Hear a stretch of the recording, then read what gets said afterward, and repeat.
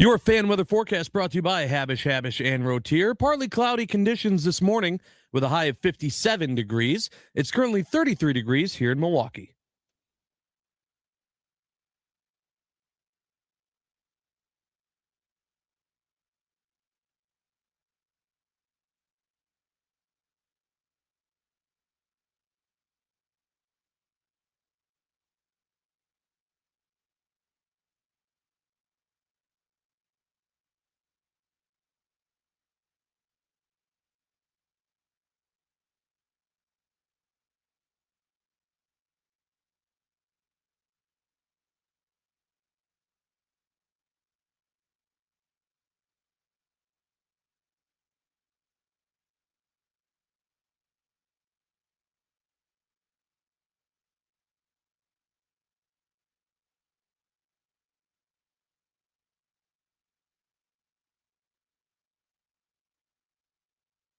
I am an eternal optimist. So please, God, don't tell me that you're an eternal pessimist. I like to say I'm a realist. Oh, it's great.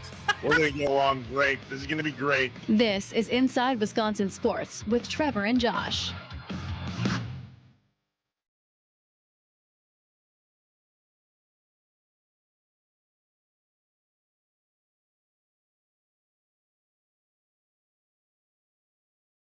He'll dribble out the clock.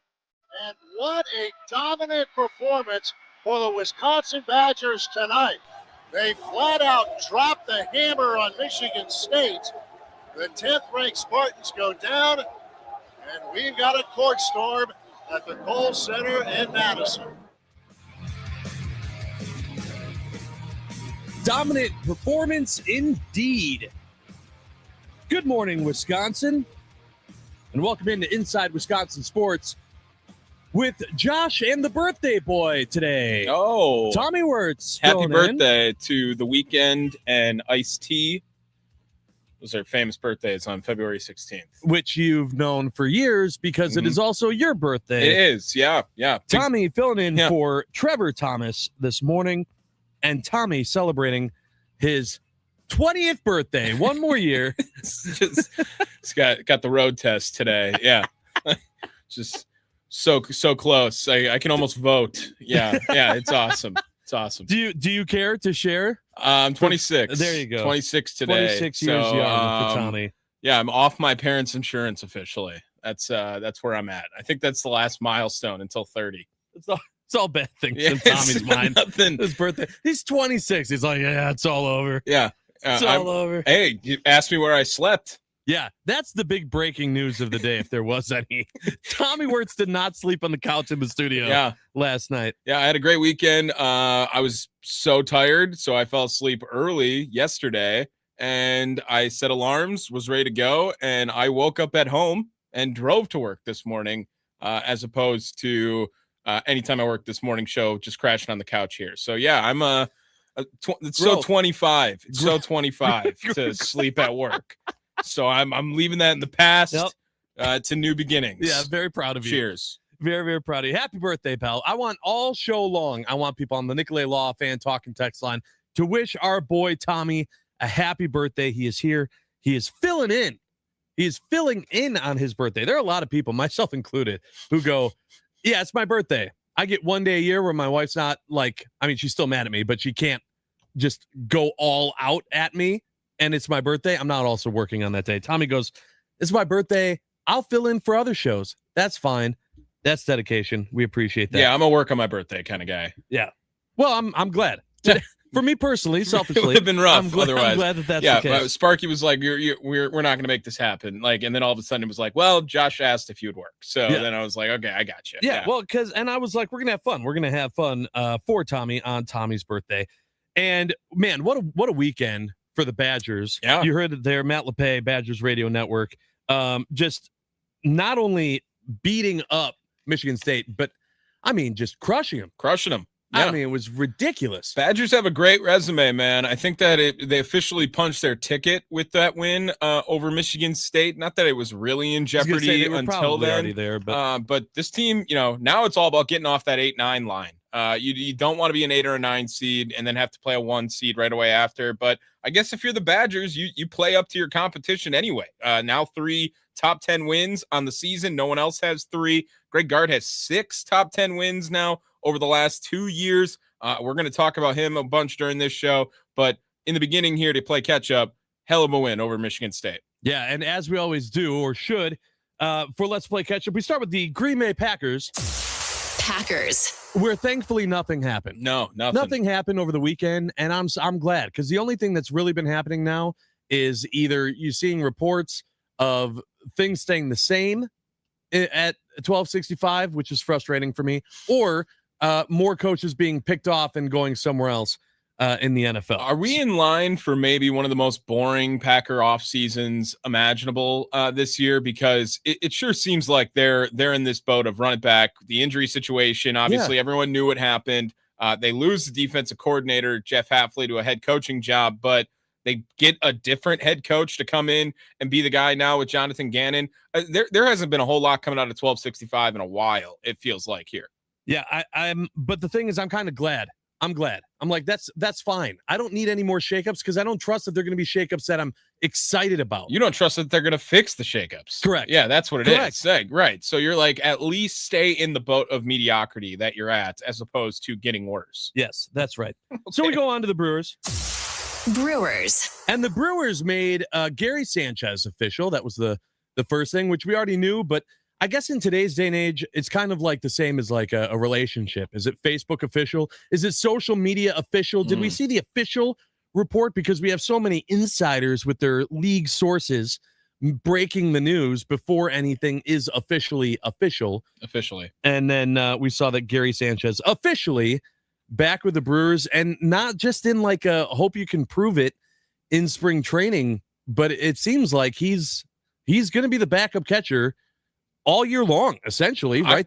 At least they have a fail safe of it, right? You know, they have Caro coming up that they thought maybe could be ready by now, but he was injured all last year.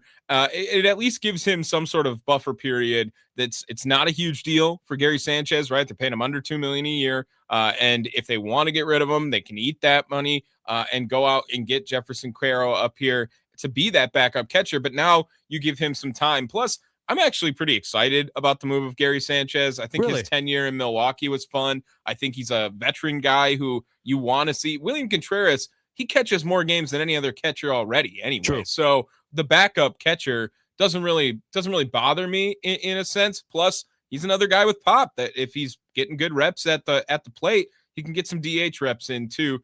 Maybe you see Christian Yelich go around. But you talked about some official Todd Rosiak, officially right now the first guy at spring training, and has been getting a lot of good sound and audio coming out of there. Go follow him on Twitter at Todd_Rosiak.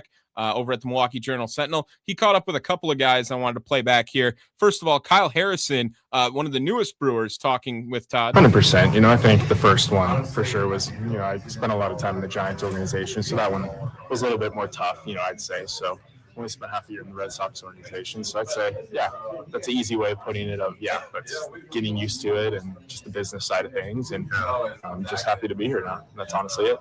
And it's always opportunity on the other end of it. Is that the biggest thing for you, like coming to an organization that develops pitching, has been in the playoffs consistently, had a need for some left-handed starting pitching? All those pieces kind of come together for you, don't they? It's huge, yeah. You know, especially a guy like me, you know, that's all I'm looking for. And I just want to go out there and compete. And, you know, I'm just really lucky to be here, and just honestly glad I'm here, and just want to help these guys in any way possible. And, like you said, you know, I'm just pumped. Just pumped to be here. There he is, Kyle Harrison, with Todd Rosiak earlier this weekend. Just happy to be here. Just happy to be here. Guy that you should be excited for. This next guy, however, Joey Ortiz, when asked about the possibility of playing third base with Todd. Yeah, I mean, I'm always open for anything as far as I'm concerned. It's play wherever they have me in the lineup. If they need me to play third, I'll play third. If they want me at short, I'm going to, you know, do the best I can, do the same thing that I know how to do. Play outfield, do whatever. I mean, I'm open to anything, ready for anything. And I just want to do what the team needs to do, and I'm gonna give it my all wherever they put me. So. There's Joey Ortiz on that possibility, just playing wherever he wants to go. It seems like, at least, Josh, right now, everyone kind of with the same attitude of, I just want to hit the field, and wherever they want to play me, I just want to play right now, which I think is a good mindset, at least, to have. And it's kind of going back to the Brewers just getting these guys that maybe people don't know a whole lot about and haven't seen a whole lot of. Hunger is what really drives this team, and we saw that last year to 97 wins. Trying to get the same approach, it looks like, with the newcomers and guys coming back to the 2026 ball club. Well, and also, I mean, the biggest question mark for this Brewers team right now was, hey, who's at third? Who's playing third? And so, you heard Todd talk to Joey Ortiz about it there, but was that question not answered over the weekend, Tommy? Luis Rengifo coming in now, and he has a 1-year deal, just under $4 million for the Milwaukee Brewers. Yeah, he has some experience playing third base. He can play second base, played a little bit of outfield even. It really is just another utility guy coming in, it feels like. And I don't mind the deal. I think that they gotta find a way to shore it up. And again, it gives another buffer period. It feels like for a Jet Williams type to make the big league club, not necessarily in that service time window in the beginning of the year where they can control him a little bit longer. Luis Rengifo has not had necessarily all-star numbers when coming up so far. Last year, you're looking at a 238 batting average, a 622 OPS. That's a 73 OPS plus. His defense, not all that great. Negative defensive run score guy at third base, but he does have some experience now. 8th year coming into now in the big leagues. Has played about 670 games for the Los Angeles Angels. As last year, his position log, he played third base, he played second base, he played right field, he played left field, he played shortstop, he played center field. Okay, so all over the place. We're gonna discuss this a lot. I have questions about this move and the rest of the moves that the Brewers have made, which we'll get to in our next segment. I have questions, but also we will talk to the franchise Tim Allen in the 7:00 hour as well, get his opinions on everything going on with the Brew Crew as they start to warm up in warmer weather down there in spring training. Say that you're welcome for bringing the warm weather today. This was you? That was me. Oh, it's my birthday. Because I wake up every day choosing joy. This is the repayment I get from the universe. Wow. 55 degrees in February. Yeah, that's great. Thank you for that. Let's go to the Badgers. So we heard it there to open the show. The Badgers crush Michigan State. But if you didn't maybe you weren't listening on the radio and instead you were listening to the TV call, this is what that sounded like on Fox. Rebound Wisconsin. It's going to be a long Friday night here in Madtown.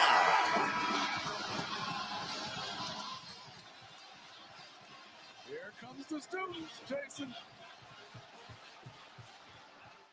And of course, the storming of the court, which absolutely necessary. I think, I don't think anyone's upset by that one. Their third win against a top 10 team, first at home, right? The other two much closer, right? I think they won by 2 points, 2 to 3 points in their other two upsets over top 10 teams, Michigan and Illinois. Yep. But that being said, still awesome to see them just dominate a game from start to finish against Michigan State. Yeah, and this is the time to start playing well. I brought it up. We had Brian Butch on last week, Friday, which that was awesome. Go back, check that out. YouTube.com/@WI Sports Radio if you want to catch up on all your favorite stuff happening here at the Wisconsin Sports Radio Network. I asked him in that interview who was more important to the Wisconsin Badgers. Is it Nick Boyd this year or John Tanji last year? Now, he was not going to say Nick Boyd. He said Tanji was unreal last year, but now Nick Boyd continuing to just have 20-point game after 20-point game. I believe it was his 16th 20-point game of the season, 29, 4 and 3 for Nick Boyd. John Blackwell, 24, 4 and 2. And Nolan Winter also sleeper, like one of the more important players because he's the guy who's getting rebounds on this team. A casual double-double, 10 and 11 for him against Michigan State. They came out firing, Josh. They put up 51 in the first half, and they never looked back on the entire time. 20-point win over Izzo, nothing to scoff at. No, not even a little bit. And it's not like, I feel like when you beat Tom Izzo, even if they're not in the top 10, you still get your flowers, right? Because it's against Izzo. He's a legendary coach, blah, blah, blah, blah, blah. But for that to be in that type of performance, yeah, I mean, that's something that Badger fans should celebrate. We're going to talk about where this win puts the Badgers in your mind in the morning mind dump. Tommy has some thoughts there about just the overall status report on Greg Gard, where fans are at on Greg Gard and this program, considering what their record is, but also these quality wins that they've put together. All right, let's go move on to the Bucks. Bucks. Which was mostly just all-star celebrity, all-star weekend, Sure. whatever you want to say. So we had three things, right? First, we had Giannis coaching the celebrity all-star game, which that was, to me, the number one thing I was looking forward to, just because it was going to be him and Shams on the same bench together, which before the game, they were asking Giannis about his team, and this is what he had to say. Who can play? Giannis, who did your team, bro? Your team is not fair. I've looked at the rosters. I know the rosters. Your team is not fair. You know why it's not fair? Why? Because we have Shams on my team. Uh-oh. He cannot hoop. But we know that much. everybody else can hoop. Everybody else can hoop.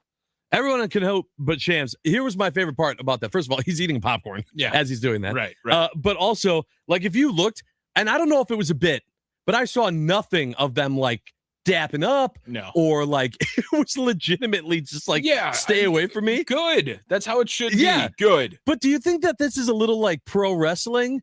Or do you think that, like, there's legitimately just no, it's real. Like, Yeah? no, and hashtag wrestling's real. I get it, but I'm telling you that beef is real between Giannis and Shams, and whether or not Shams is getting fed terrible information. Imagine if it's Giannis just facilitating all of this, right? It's not his agent. It's Giannis telling his agent, like, hey, tell Shams that I want to go this place. Yeah, and then, like, just continue to make him look like an idiot as he responds to it. Now, again, Shams playing in this celebrity all-star game and being on Giannis's team, like, that's script writing right there. That's beautiful. Right. That's chef's Perfect. kiss. But no, I have zero interest. Taco Fall. I mean, shout out the 2020 game from Taco Fall. Yeah, that was Like, weird. It Was feels that like not weird to see Taco Fall out there? I was like, what? It did feel like, I mean, this guy's a celebrity already. Like, I mean, I was shocked to learn he was 30 years old. I would have thought Taco Fall was younger than that, but how the mighty have fallen from going from being this high school recruit that was taller than everyone and then ending up in the celebrity all-star game just because you are freakishly tall.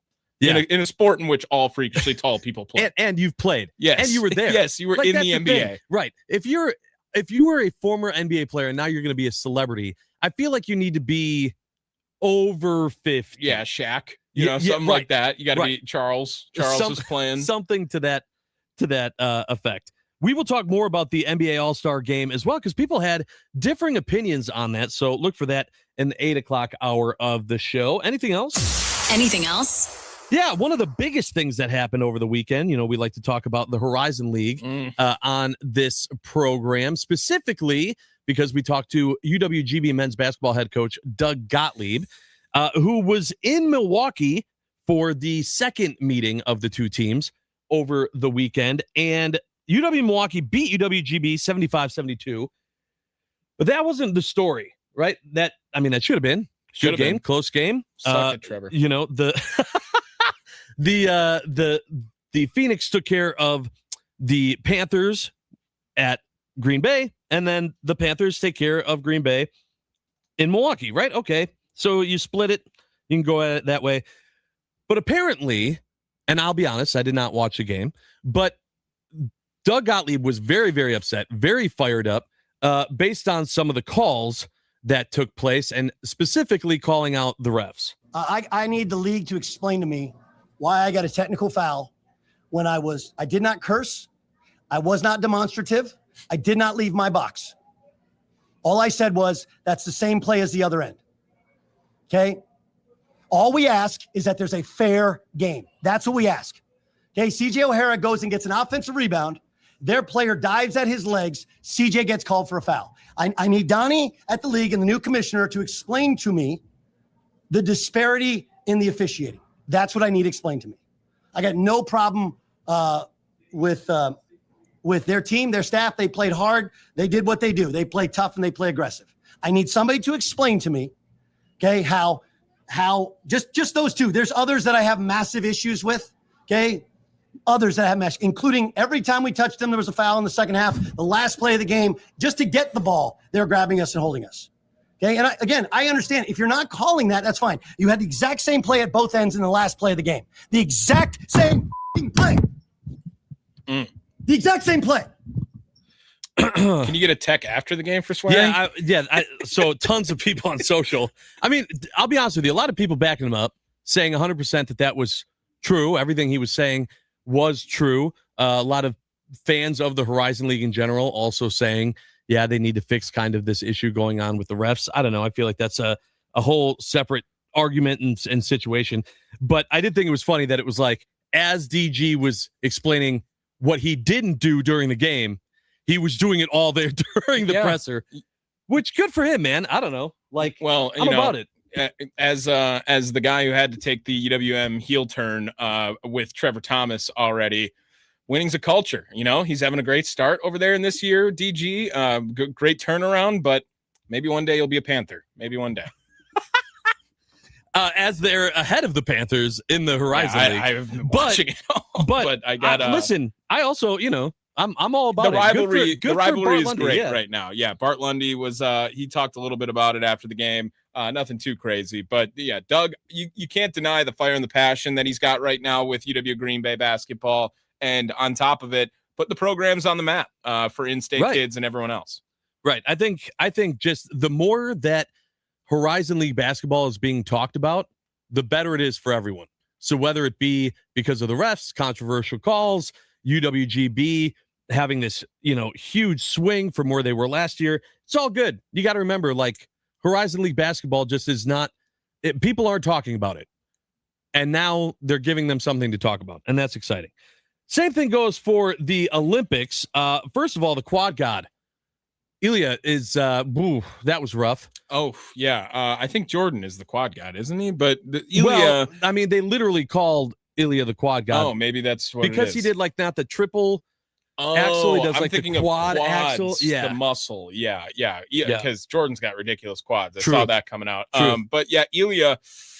That was one of the bigger shocks, not just of this Olympics, but of like the history of the Winter Olympics. Falling twice during that.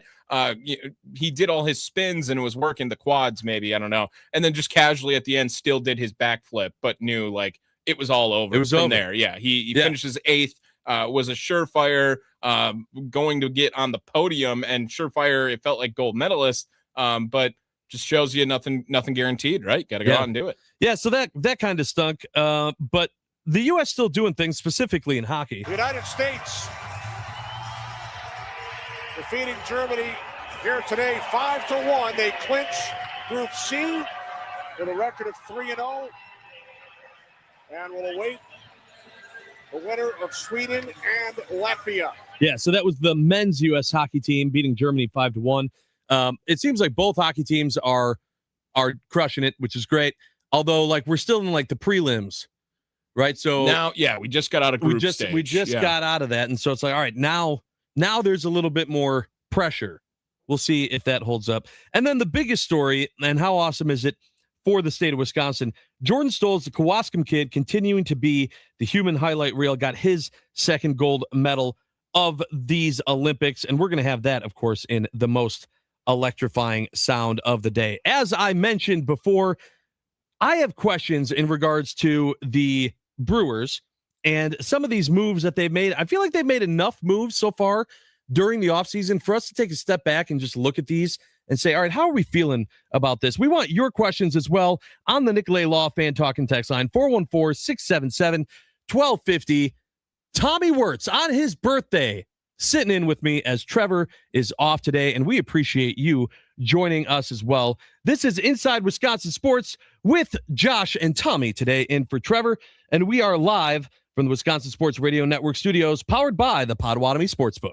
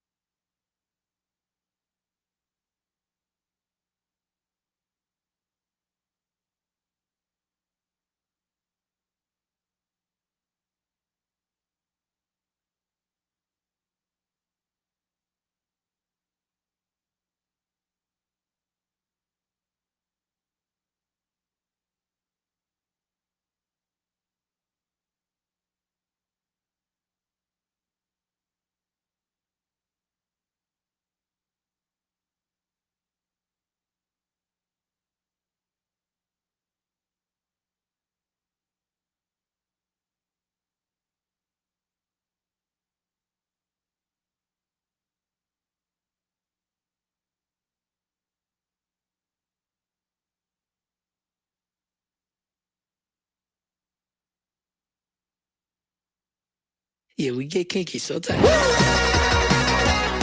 look at you, and you look at me. Yeah, I think we got time. Welcome back, everyone, to Inside Wisconsin Sports with Trevor and Josh. I'm Josh Albrecht. Trevor's out today, and instead we have the birthday boy. Tommy Wirtz turns 26 today. Happy birthday, bud. Let me know something you would have done different at 26. 414-677-1250. Oh, that is Nicolay Law talking text. that could be the entire show.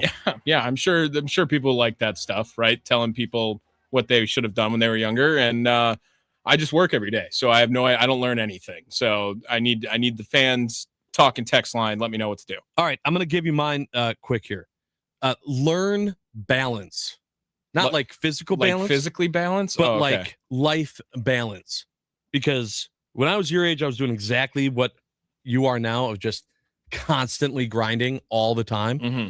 And then it was like, yeah, I was still also doing the family thing, but I wasn't appreciating it so much as much because I was so worried about just constantly grinding.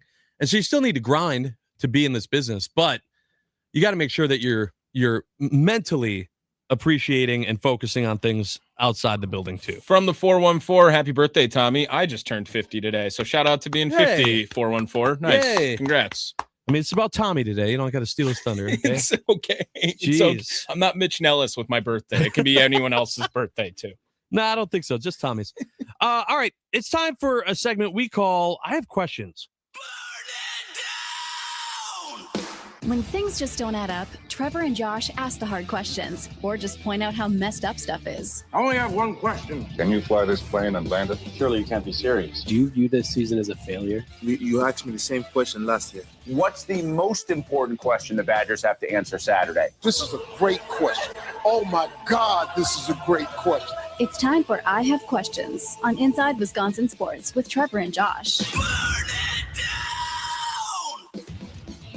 The Nicolay Law fan talking text line 414-677-1250. We want to know what questions you have for us this morning.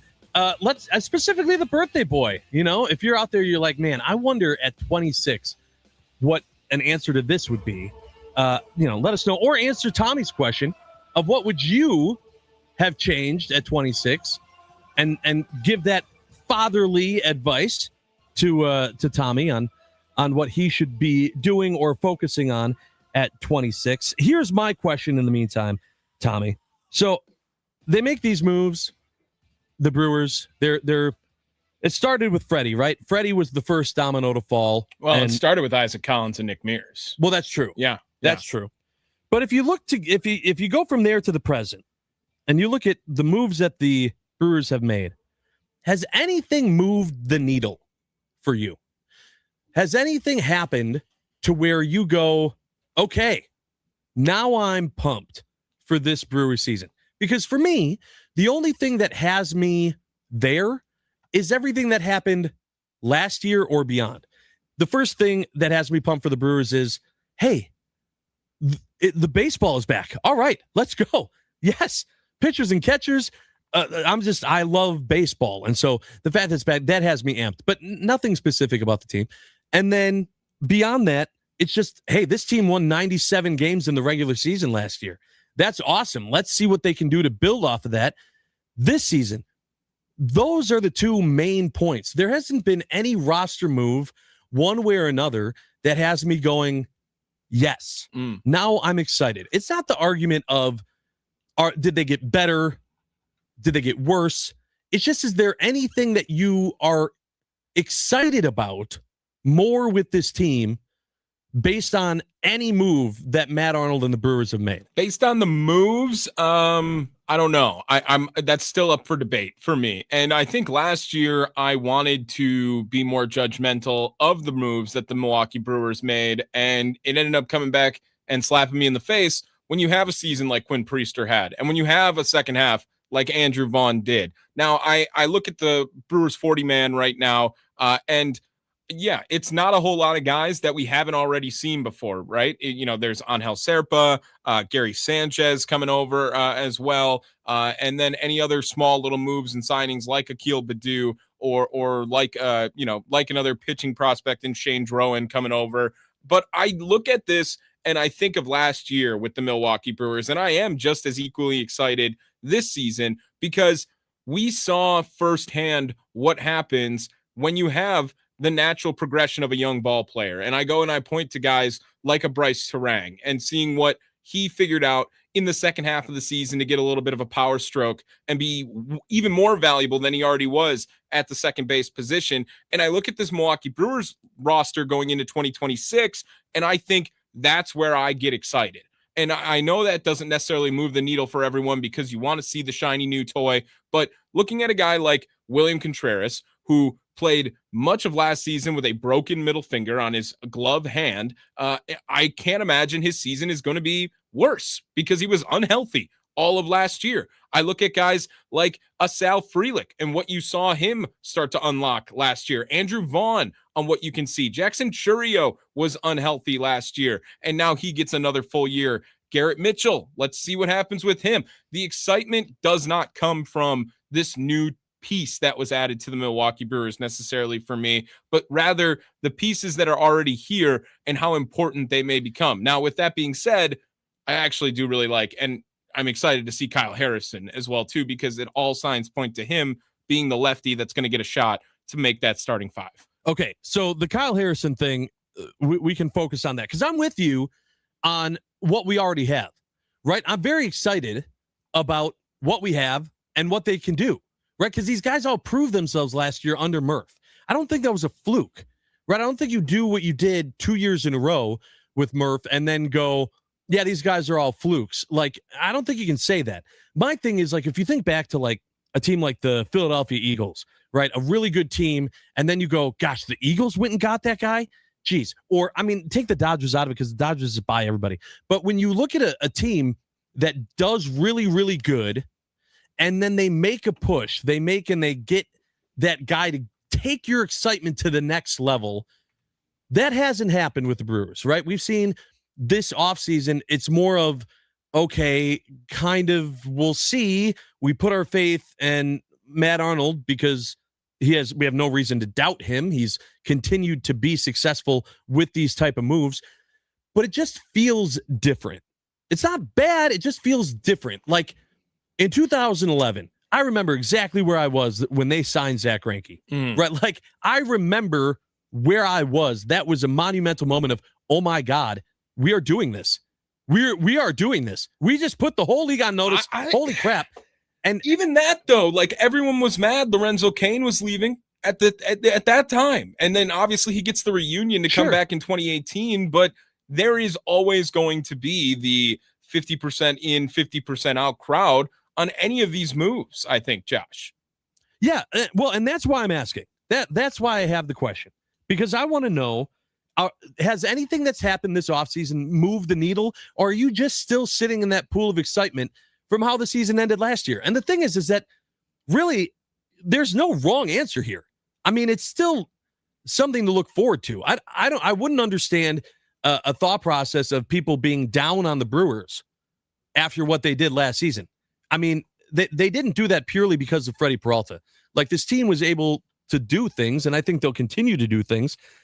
I'm just wondering, has anyone had that needle-moving excitement happen from beyond wherever they started the offseason? Yeah, a couple of questions coming in on the YouTube chat. If you want to watch, come along, youtube.com/@WI Sports Radio. Josh asking if any of our catchers are considered really good defensively. Contreras has gotten way better on the defensive side since coming over from Atlanta, and a lot of people even really surprised on it.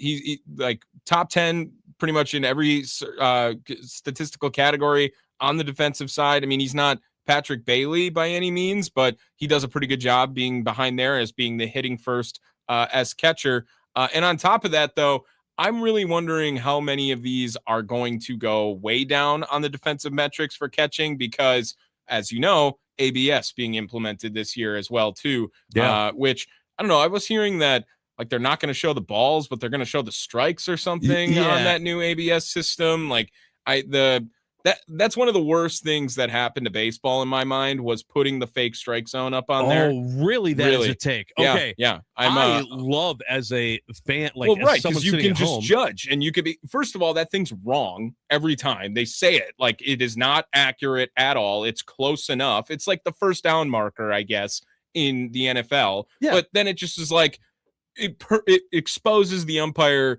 even more so. Like, let me just live in this world where I, on my own merits, now say the umpire stinks or the umpire's doing well. Don't give me like this pseudo fact that makes it look like they are having a good or bad game. No. As a fan, I want to see that box. Yeah, I know you do. That's because Right. you want to be mad, or you want to be like, oh, okay. Like, well, no, I'm gonna saying be mad regardless. for the viewing interest, if the box was not there, you would just make your own opinion, and then you would have your own opinion on whether or not the guy is doing well or not. Doesn't mean that you can't have an opinion. I'm just saying that something up there that is not accurate being the reason why we are making decisions, that seems foolish. I need to point out, the reason why I didn't bring up that topic today is because I've seen differing stories on if the box is going away. We do know that the ABS is going to be implemented, but we don't know that for sure you won't see the little box on your screen. Have you seen a game with ABS in person yet? No. Like in person, not like at the game. You are physically there. No. Yeah. I don't love it.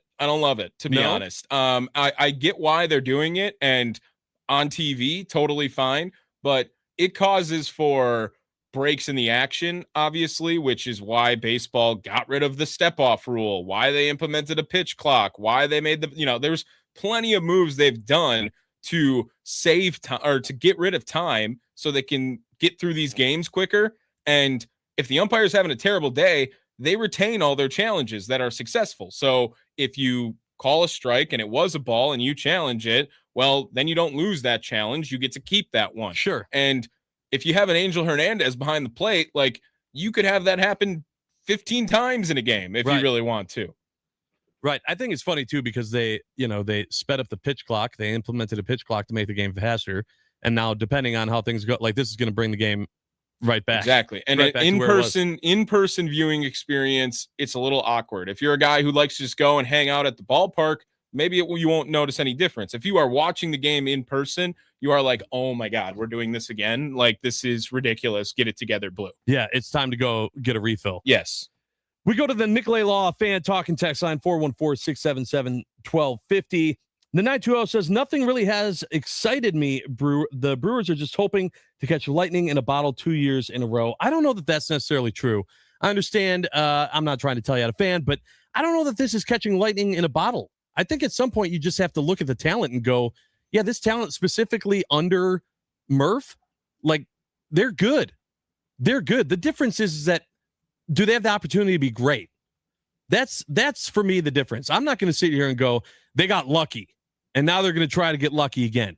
I don't think that that's where this team is at. Yeah, but you can't say like they got lucky and then not say that they didn't catch lightning in a bottle. Then, like, they're the same meeting. That's what I'm saying. I don't think they did get lucky. I think they're good. I think they're good as well. And I think that when you have a guy like Caleb Durbin get the trade package that he got to come over to Milwaukee, like, they were not secrets anymore. They, like, people were wondering what the Brewers were doing, and they want to try to mimic it as well. And they do it on a budget on top of it. So I think that this Brewers team, while, yeah, maybe the most exciting offseason acquisition for me, actually feels like Gary Sanchez. Yeah, and that to me is, I think, the feeling I'm still chasing that I haven't gotten yet. I'd rather have Gary Sanchez on a 1-year, $1.25 million deal or whatever it was, as opposed to Kyle Tucker getting paid $20 million more a year than he's supposed to. No, I don't know. I think I would have taken Kyle Tucker. No, that was dumb. That's dumb. $60 million a year for Kyle Tucker is ridiculous. Yeah, I just, imagine just throwing that type of money out there. I'll tell you what's not a secret anymore is Jordan Stolz. The guy's killing it in the Olympics, got his second gold medal over the weekend. We will play that as the most electrifying sound of the day when we come back on Inside Wisconsin Sports with Josh and Tommy.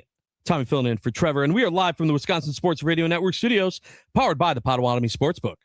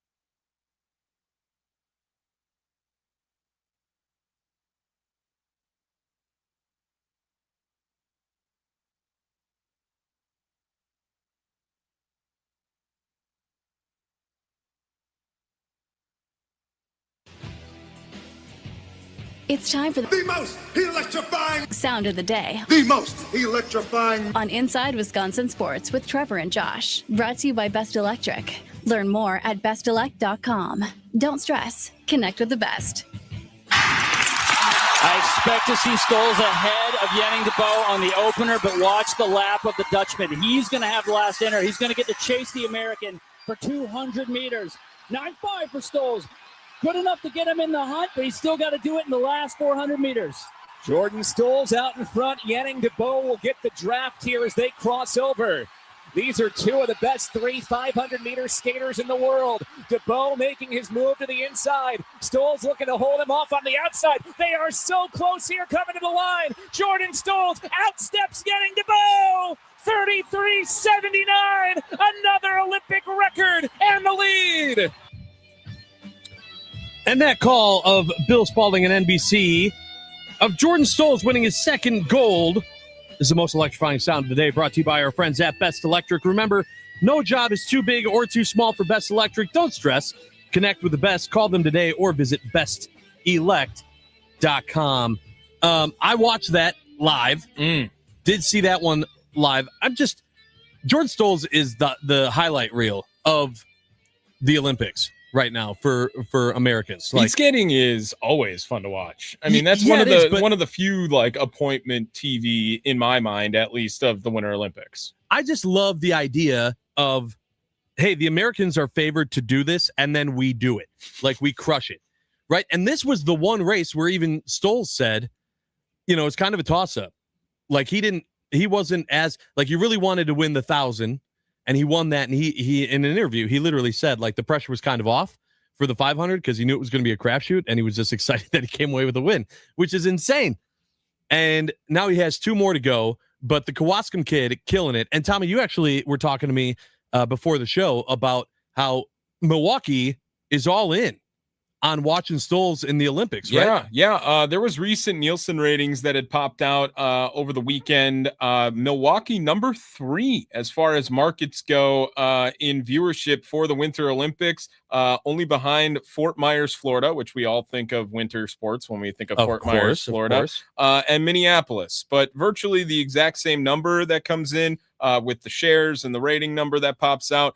Milwaukee really in on the Olympics right now, and guys like Jordan Stoles, like Stoles rather, they do things like this, right? You want to root for your hometown kids. I'm sure the amount of Wisconsin hockey players that are in, especially the women's team, like also playing a role on there. But yeah, I mean, ahead of a lot of markets that are all bigger, it's just Milwaukee really showing out for their NBC local affiliate. Yeah, and I just love the idea of it not just being about the U.S., but it gives me even more pride when then they're doing these features and they're showing, Jordan in Kewaskum on his bike riding through farm fields. He's using a gym that he built out of 2x4s in his basement. It's not something in L.A. with like $1 million gym where it's just like a homegrown kind of kid, literally with a home setup. If you want to get into speed skating, like Wisconsin's a great place to move and settle to, right? I mean, you're talking about Jansen, Bonnie Blair, now Jordan Stoles. Like, they have the Pettit Center. Like, this is all like you have everything you need in your own backyard if you want to get into speed skating in Wisconsin. Yeah, it's very true. However, I just love the fact that it's not even at the Pettit. Like, they're showing him in his basement. Did you see this clip? It's like dingy lighting. He's doing like box jumps onto a freezer. Like, it's not even like legitimate setups. All on skates. All on skates. Yeah, right. Skate box jumps. Yeah, with his hands tied behind his back. No, but just super happy and impressed and proud of him and all of the U.S. Gold medalists and people. And that's a conversation for another day. I'm going to talk about that with the medal count. But when we come back, we got to talk about Greg Gard and what is going on with this Badgers team. And where are you sitting currently with Greg Gard and this Badgers team as March quickly approaches? We will discuss in the morning mind dump when we come back on Inside Wisconsin Sports with Trevor and Josh. Trevor out. Tommy Wirtz in.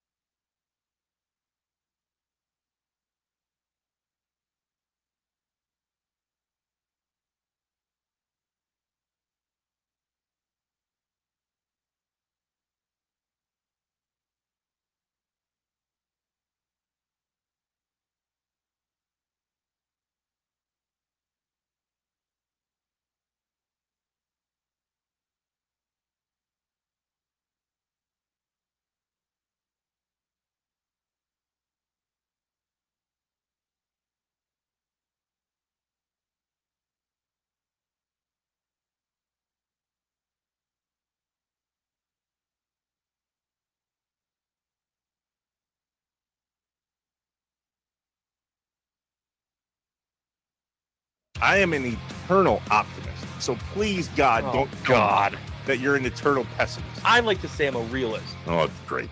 We're going to get along great. This is going to be great. This is Inside Wisconsin Sports with Trevor and Josh.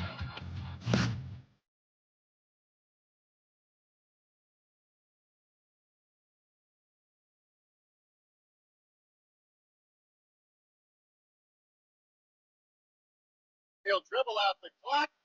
And what a dominant performance for the Wisconsin Badgers tonight. They flat out dropped the hammer on Michigan State. The 10th ranked Spartans go down, and we've got a court storm at the Kohl Center in Madison. Sure do. Welcome into Inside Wisconsin Sports with Trevor and Josh. I'm Josh Albrecht. Tommy Wirtz, the birthday boy, in for Trevor Thomas today. Good morning, Tommy. Good morning. Good morning. We also appreciate all of you being here with us. Thanks for listening to the Wisconsin Sports Radio Network on 99.7 FM WNFL in Green Bay, 93.9 The Game in Wausau, 710 The Game in Duluth Superior, and at 1250 AM and 105.7 FM The Fan here in Milwaukee. Make sure to follow us on social media as well at WI Sports Radio. You can watch us on YouTube and the Twitters. There you can also follow myself at On Air Josh and Tommy, the birthday boy, at Tommy WSSP. Make sure to give him a birthday shout out there. Tommy, we got to talk about the Badgers and what's going on. Shout out to Matt LePay and the Badgers Radio Network there on the call. And we need to figure out what's going on with this team and kind of where we're all feeling here. Need to get things off our chest, sure, out of our heads, and we do that in the Morning Mind Up. Voices in my head, they counsel me, they understand, they talk to me. The coffee has kicked in. We're awake and ready to roll. Let's get some things off our chest and out of our heads. You don't know what it's like to be me out here for you. It is an up at dawn, pride-swallowing siege that I will never fully tell you about, okay? I'm as mad as hell, and I'm not going to take this anymore. I'm in a glass case of emotion. What we've got here is failure to communicate. We've got no food, we've got no jobs, our pets' heads are falling off. It's time for the Morning Mind Dump on Inside Wisconsin Sports with Trevor and Josh. The Nicolay Law Fan Talking text line, 414-677-1250. That's where you can get things off of your chest and out of your head for the Morning Mind Up. Let us know what's going on. What do you like? It's a Monday. I gotta flush this so that I can start my day. What's bugging you? We're talking about the Badgers who beat Sparty 92-71. Huge, just crushing of Michigan State. And we're talking about Greg Gard a little bit. And is Greg Gard and this Badgers team, are these wins getting you excited? Where do you think that this moves them? How are you feeling about them going into March? Here's what Tom Izzo had to say on Greg Gard after the game. I think Greg's done a great job here. You know, I don't think he gets enough credit. You know, they lost a couple tough games early, and but he's been as consistent, steady as anybody. You know, I came here to speak last year to this cancer deal, and I was so impressed by the people and everything, and he appreciate him. You know, sometimes I and the league get more credit. Sometimes Paint does. I don't think Greg gets enough credit for what he's done. So my word to you guys that are Badgers, appreciate him. He's adjusted a little bit. He's tried some different things, and he did a hell of a job tonight. I mean, they outplayed us in every aspect of the game. So that brings up the question. First of all, let's start here. Tommy, do you think that the state of Wisconsin is appreciating Greg Gard enough? That's a good question, right? I think that's why it's part of the mind dump. No. I'm going to say no at face value right now. Okay, and why? Show your work. I think Greg Gard is seriously slept on as a coach in all of college basketball right now. You're talking about a guy who is winning 20-plus games a year, making the NCAA tournament every year, and the reason why I believe he is talked down upon to an extent is he is yet to win the Big Ten championship in the tournament, and he is yet to make it to the Sweet 16 since 2017. So it's been a long, getting eliminated in that first weekend for the Badgers, that I think it gets overlooked at the job he's doing for this program. Now, for instance, when we talked to Butch over last week, the line that really got to me was just how efficient Greg Gard has been with his adjustments, and specifically looking at the transfer portal. And it's now 3 for 3 over the last 3 seasons on them going out, getting a guy in the portal that becomes an immediate contributor to the Wisconsin Badgers. You go back, you look at AJ Storr, last year John Tanji, and now this year Nick Boyd. Maybe the recruiting classes haven't been ideal for Greg Gard, and he hasn't necessarily taken that next step into the tournament, but he's got the boys playing this year.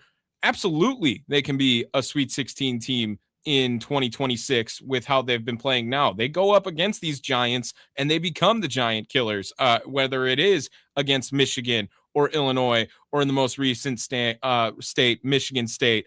This team, Greg Gard, 231 and 124, 650 winning percentage as a coach now in 350 games for the Wisconsin Badgers. He's been here for a decade now. He gets it. He recruits the state well enough. I really do think that he is a Sweet 16 tournament berth away from a little more respect on his name. So it's funny because I always say, Tommy, that the fix-all is winning. You have a problem with the organization, win more. You have a problem with attendance, win more. You want to change the culture, win more. But the Badgers, it's not like they've been losing. No, since 2022, they've won more, or 2021-22 season. It's 25, 20, 22, 27, and they're at 18 right now. So all signs pointing to a 5th straight year of over 20 wins. So I think what might be happening here is that Greg Gard might have a little bit of Craig Counsell syndrome, to where great regular season, but everyone's a little nervous and hesitant when it comes to the tournament, when you really need them to show, especially considering the amount of casual college basketball fans that are just watching the tournament going, yeah, but he's not getting us far enough. This team is getting upset and disappointing in the tournament, and that's the main thing I watch. And so I'm wondering, is that where the bar's at? Does this all change for Greg Gard if he gets to the Sweet 16? Does he need to get past the Sweet 16? Well, what's going on? You call it Craig Counsell syndrome. I call it Jordan Love syndrome now. Yeah, you can call it the same. Because when you have to take over for a guy like Bo Ryan, a basketball Hall of Famer, the best coach in the program's history, Final Four appearances, NCAA final appearances, you're pretty much in a lose-lose situation, it feels like, if you are Greg Gard.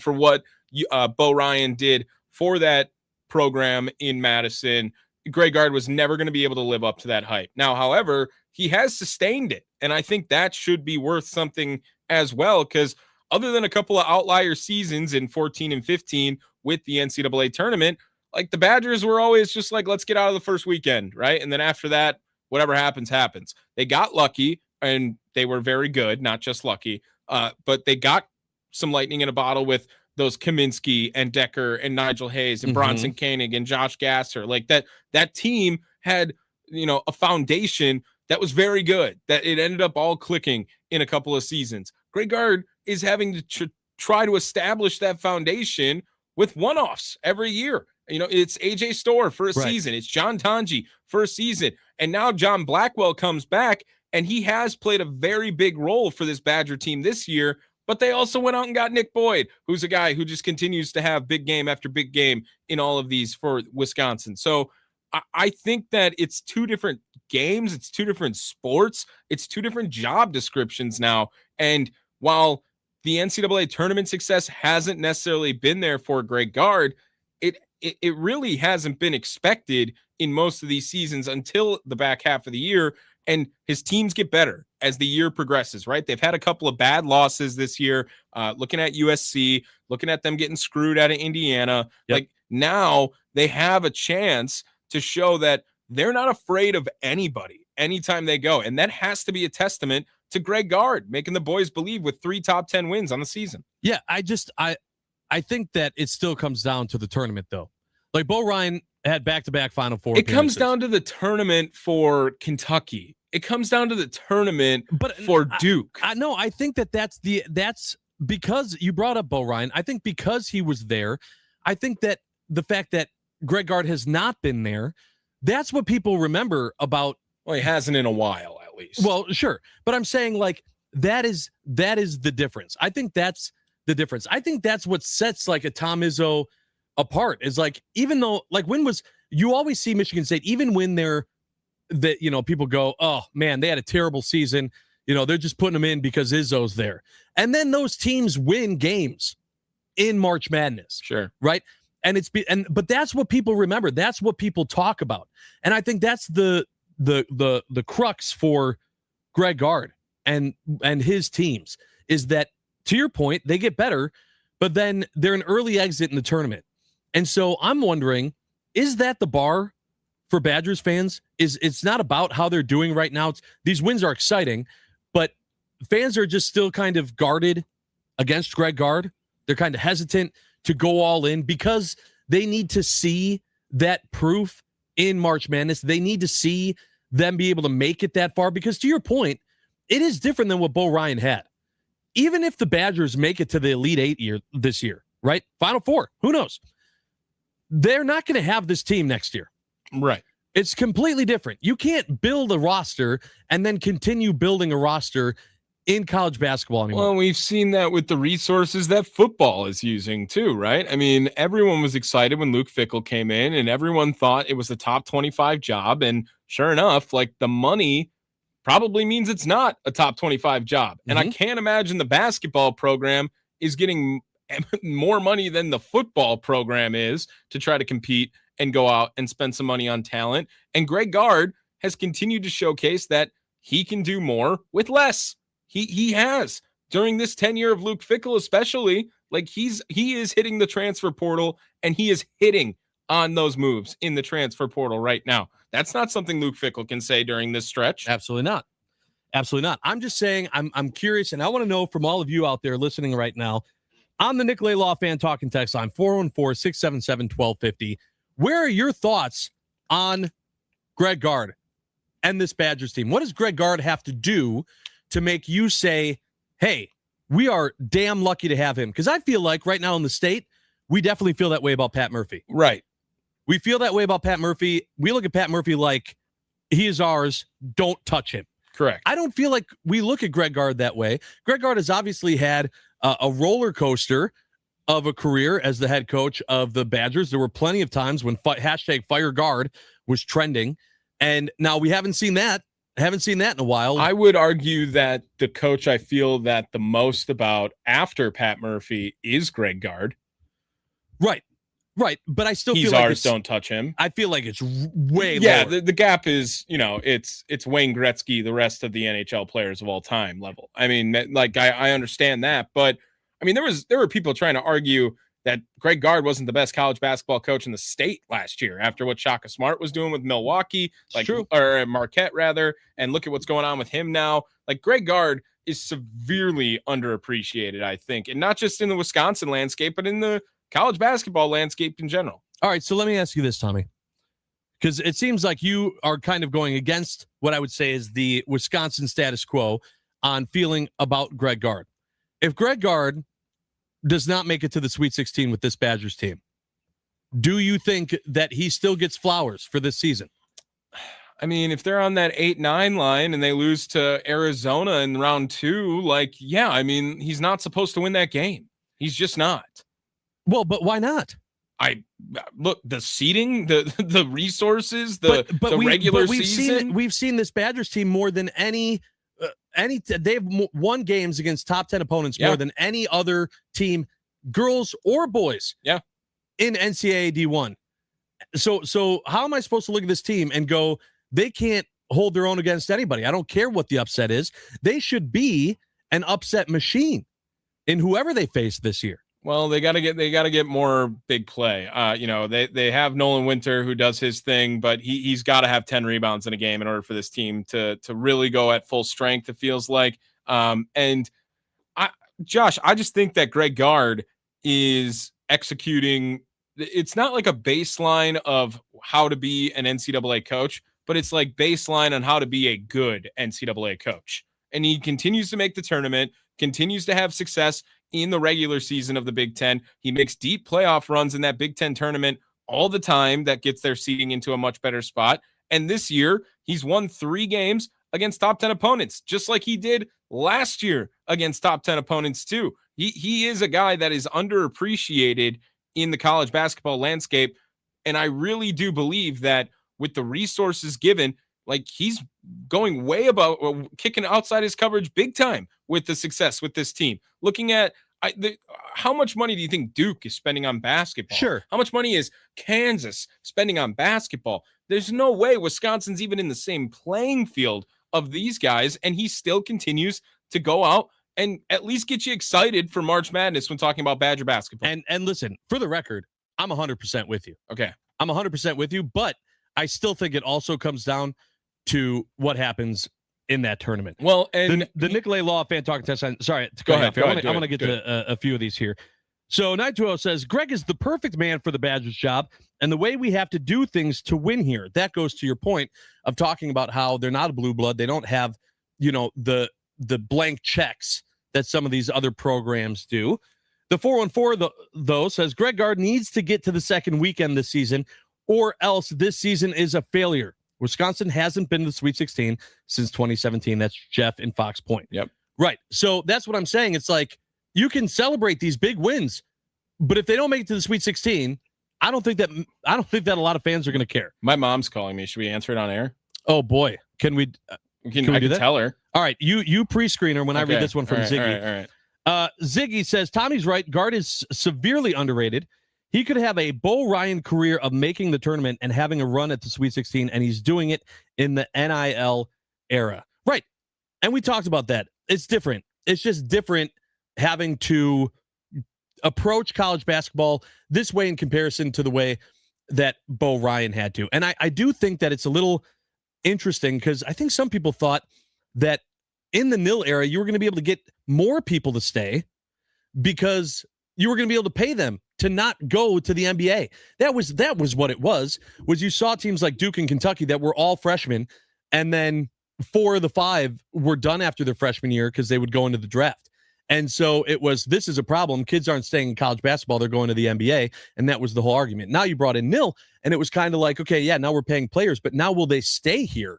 Will they stay more with these schools? Well, and he finally got that with with Blackwell, right? I mean, that was something that they've been trying to do during this.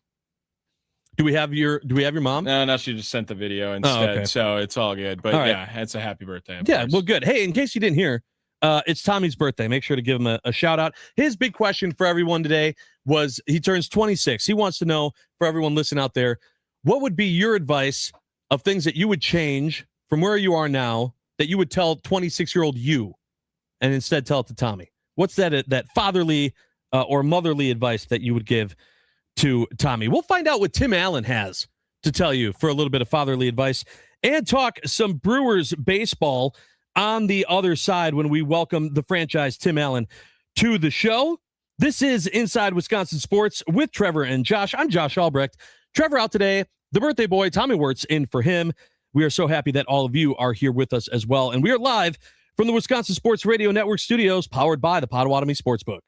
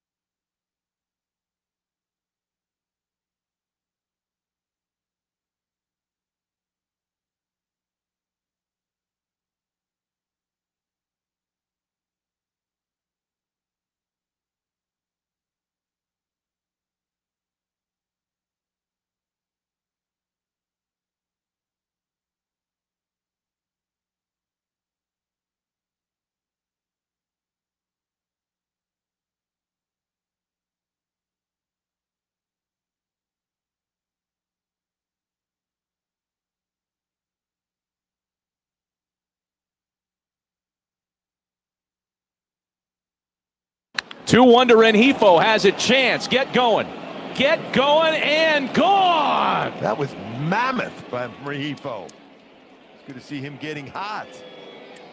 Back-to-back games with 4 now extra base hits. He's had 2 home runs, a triple, and a double here.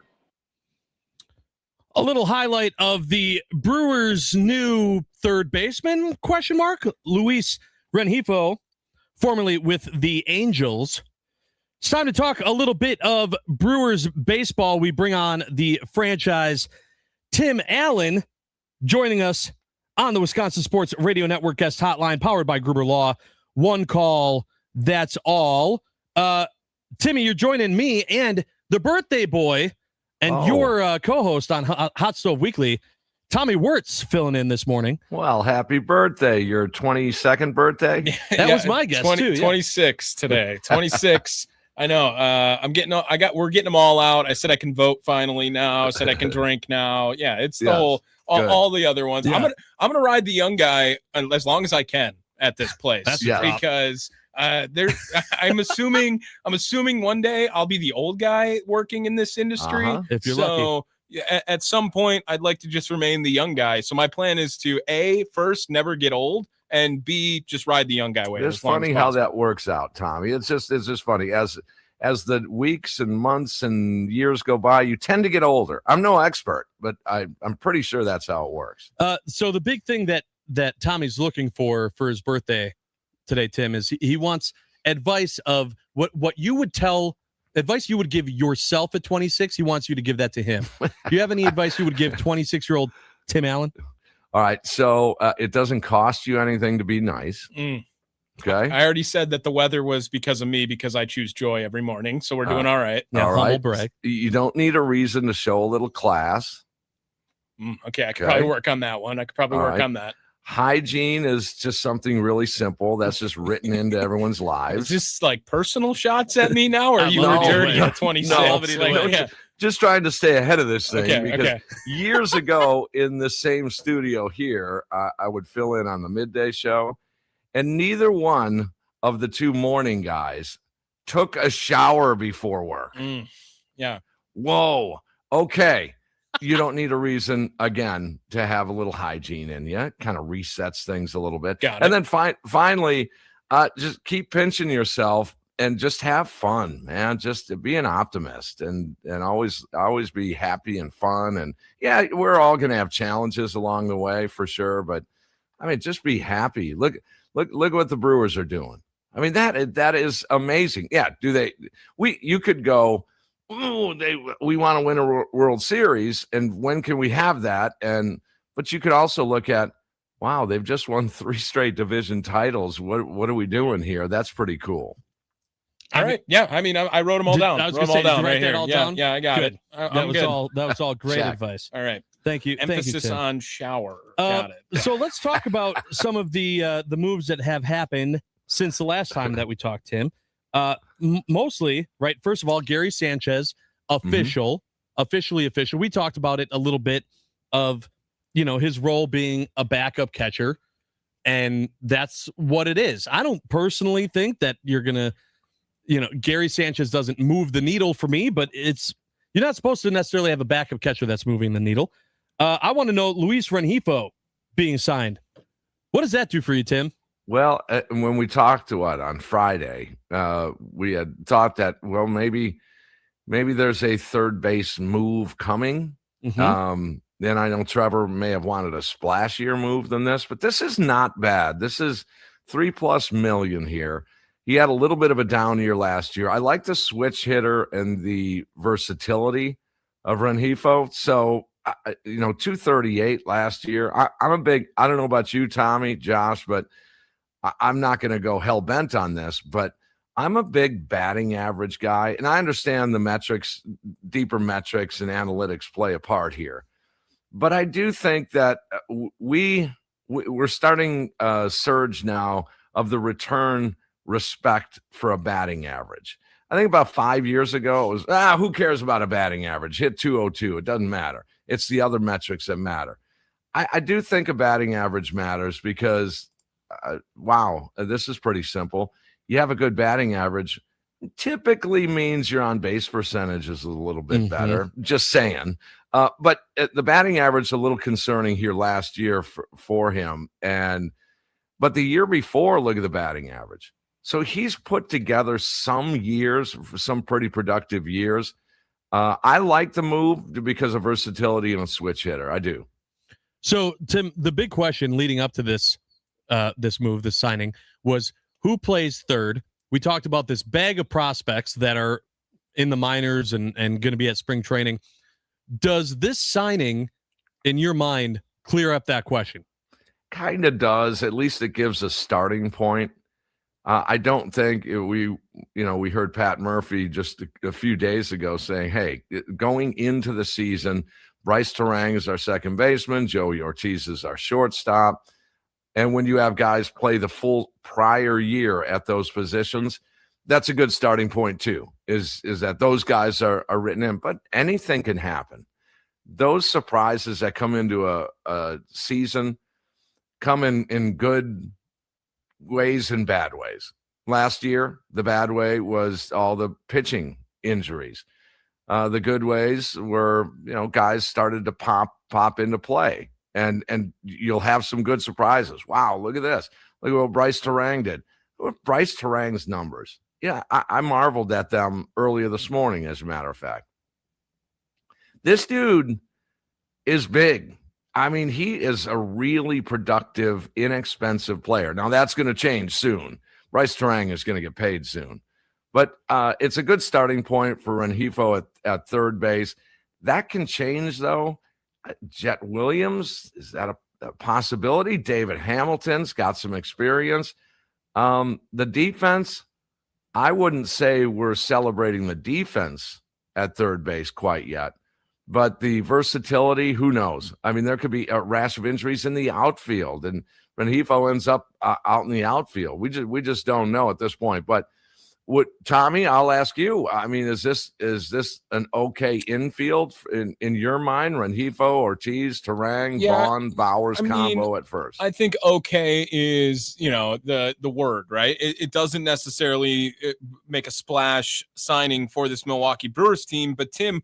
Like, what did we hear all last year? It was all about quantum leaps, right? And we heard it with Bryce Terang, who you were just mentioning right there. While Joey Ortiz, I can't imagine him being as bad last year as he's going to play this year. He can't be. He was like the worst qualified hitter in Major League Baseball. So I do have a little bit of holding out for Joey Ortiz at shortstop. He plays phenomenal defense. True. And I think the point that you bring up, Tim, is that's the part of Caleb Durbin that's going to be the toughest to replace, is playing the third base position itself, not the bat that, hit 11 homers and batted 250. Like that is a replaceable ball player at the plate for sure in Major League Baseball. But he surprised a lot of people last year with his size, his stature, his arm strength, on how well he was able to play third base. And this Brewers team, one of their identities last year was defense. Absolutely. And, whether it was get on base and cause havoc on the base paths, it was also phenomenal defensive play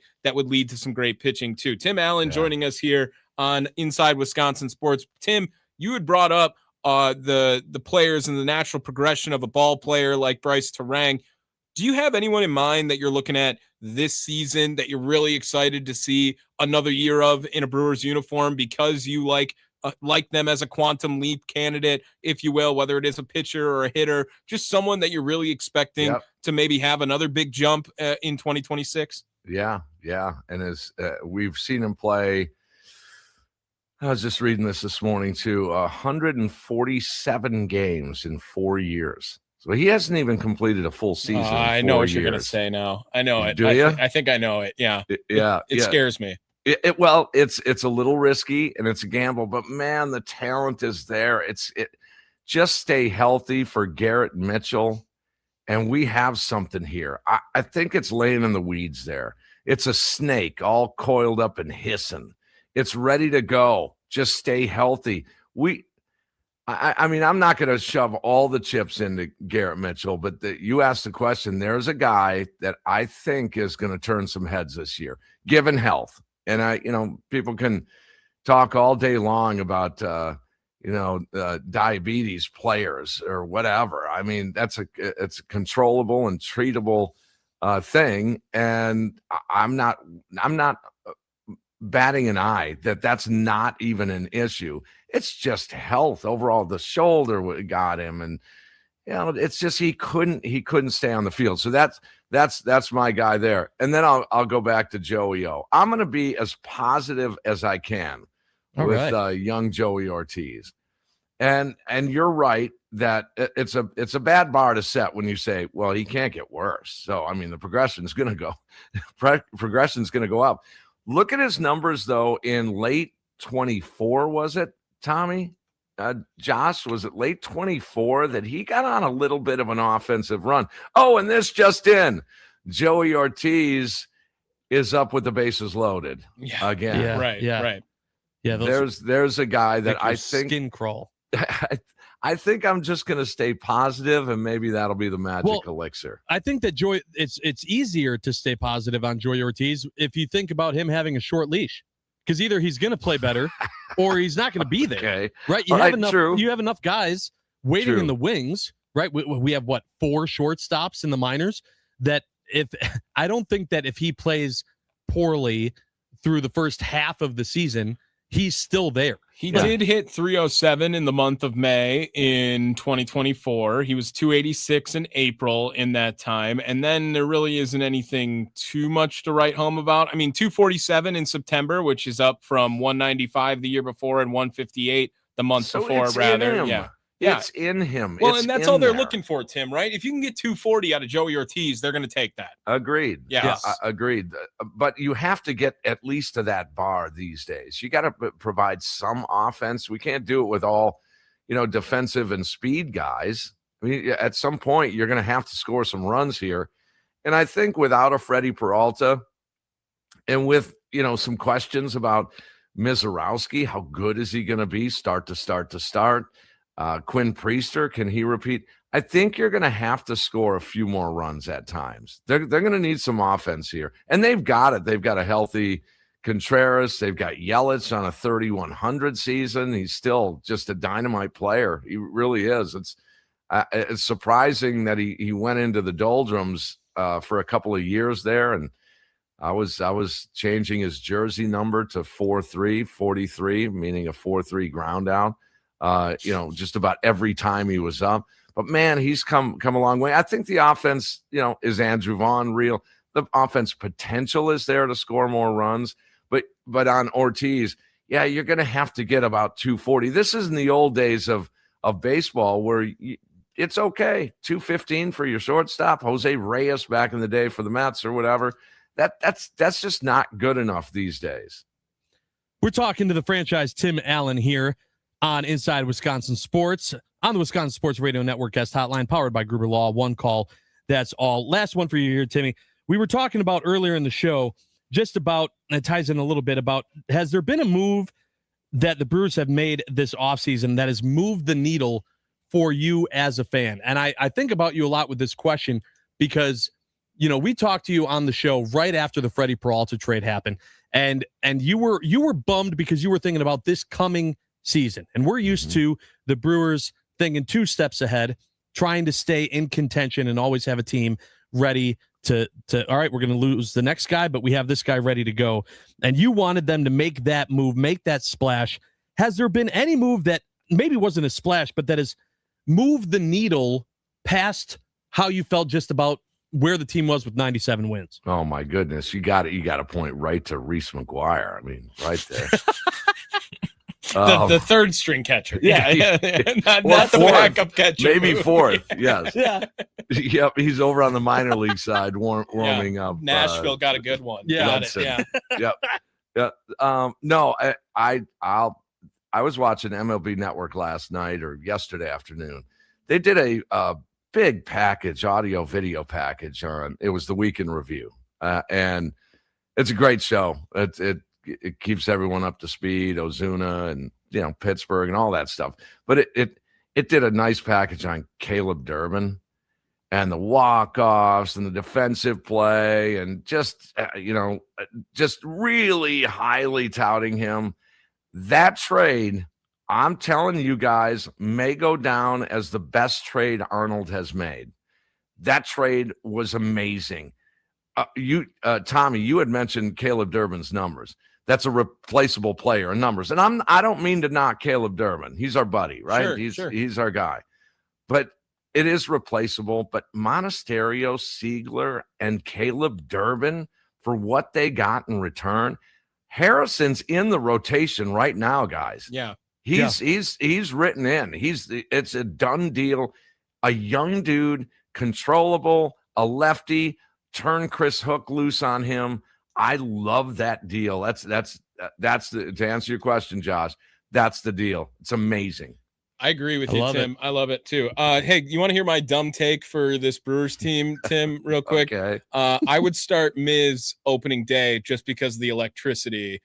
Even though I think Woody is the one and more dominant, and I'm excited to see Woody at the one, Jacob Mizorowski needs the moment. So pitching him the second or the third day doesn't necessarily help me. I want to see him go out day one. Just the thought of that is super cool and electric. But there's a hierarchy here, right? And it's going to be Woody, and he's the anchor there, and he's got to stay healthy, and they're going to take him slow, and the whole 9 yards. But it just the mention of that, though, Tommy, whether it's opening day or game 2 or 3 to open up the season. I mean, think about it, guys. I know we're early on in spring training here, and I'm talking to Brewers fans right now. But just close your eyes and imagine beautiful roof closed, open, whatever. But a house is packed. Mizorowski, the competitor he is, and us and the fans and the stands and going crazy, and he's gassing 102 and he'll grab some bench, and I cannot wait for Brewers baseball. This is cool. We are 39 days, I believe. That's it. Under 40 days away, man. Can't wait. Oh, it's awesome. All right, thank you, Tim. We can't wait to hear you and Tommy Hot on Stove, Wednesday for new Hot day, Stove. Thursday this week. Ooh, little programming alert. Yeah. Hot Stove Yes. Weekly on Thursday this week. Yeah, different day. Awesome. Got it Thursday, 5 to 7. We'll be talking Brewers baseball. Can't wait. Tim, did you win? Oh, I always win. Losing is not an option, Tommy. It's a mindset. Yeah, I got you. It took me days to get my voice back, so I did lose my voice. There's some advice. There's some advice for the birthday boy. Tim Allen, thank you so much for joining us. We will look forward to hearing you and Tommy on Hot Stove Weekly on Thursday this week, and Josh, can't wait to have you back on. Yeah, thank you, Josh, and happy birthday, Tommy. There we go. Tim Allen joining us here on Inside Wisconsin Sports with Trevor and Josh. Trevor obviously out. I'm Josh Albrecht. Tommy Wirtz, the birthday boy, in. Tim joining us on the Wisconsin Sports Radio Network guest hotline, powered by Gruber Law. One call. That's all. Coming up next, hey, let's talk about the NBA All-Star Game. That happened, and I don't know. I'm hearing a lot of positive things. Did you watch it? Were you impressed? Did they get you back a little bit, or no? Still nothing there. Plus, we want to hear what's your advice for the 26-year-old, the now freshly 26-year-old Tommy Wirtz on his birthday. Get that in on the Nicolay Law Fan Talking Text line, 414-677-1250. This is Inside Wisconsin Sports with Josh and Tommy. More after this. We are live from the Wisconsin Sports Radio Network studios, powered by the Potawatomi Sportsbook.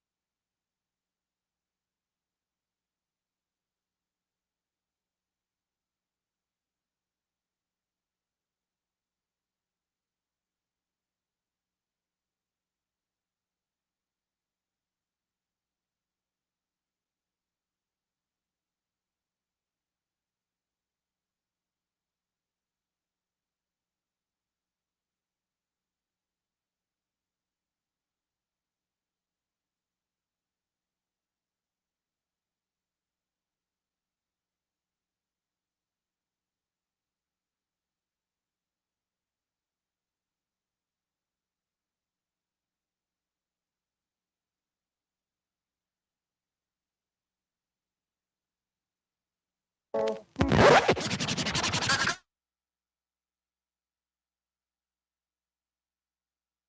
now, step away, Holmgren, Booker, drive, kick, Edwards, good look, Bono!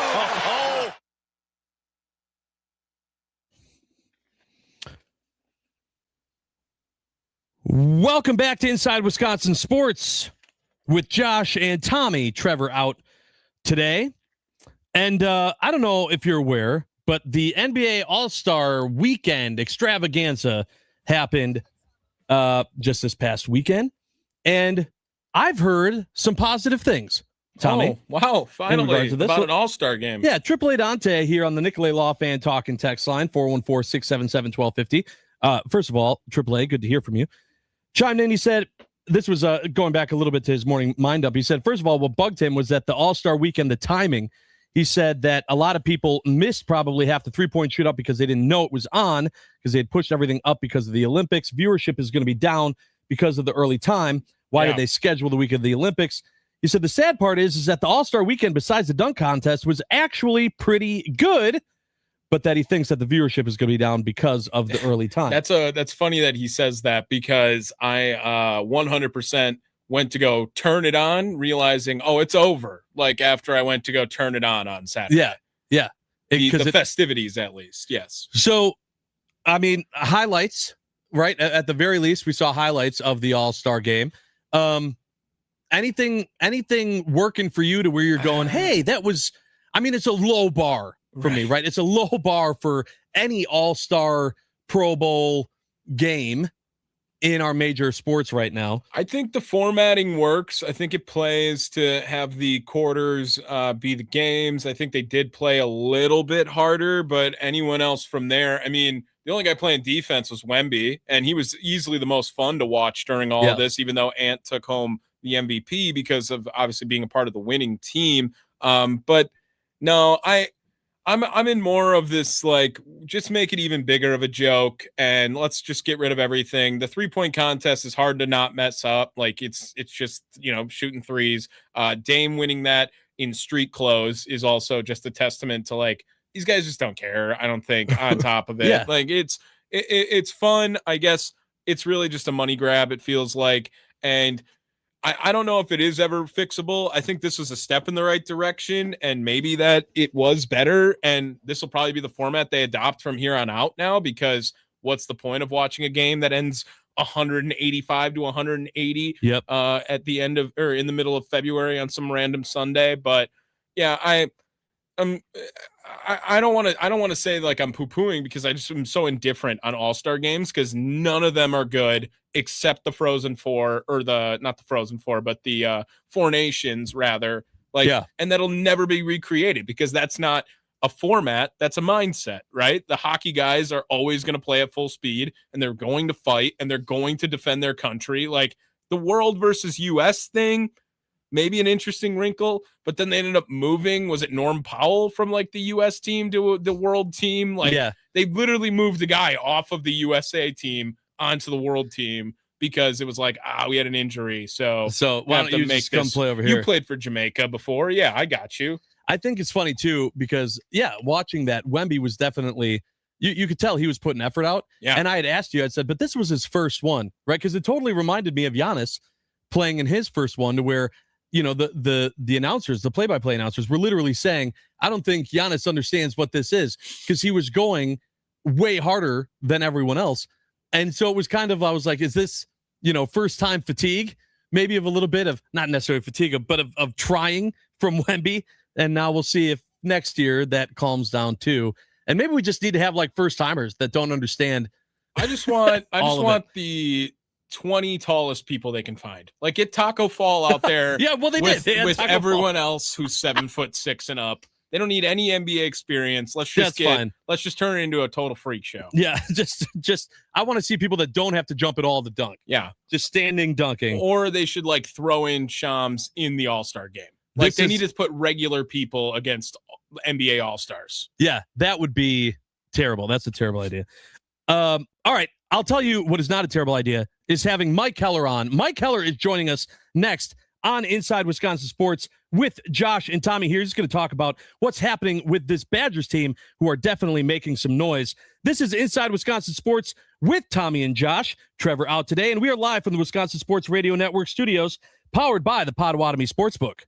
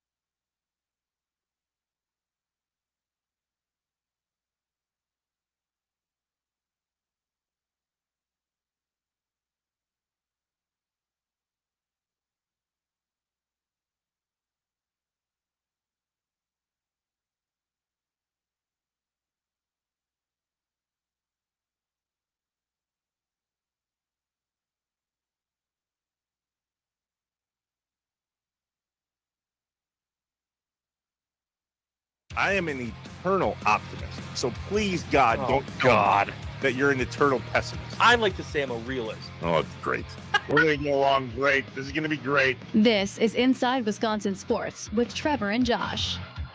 Crowd is here about to blow.